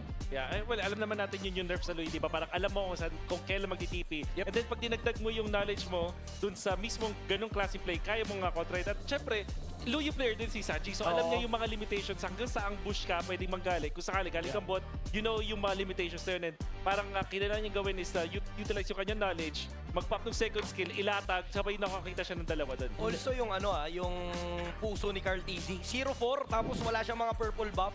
Para sa isang Lancelot player, yun na yung mga moments na napapasigaw ka na sa mga kakampi mo na protektahan yung purple buff mo eh. Wala eh. Si The Goat kasi, si Mr. Carl, dinaanan niya na lahat.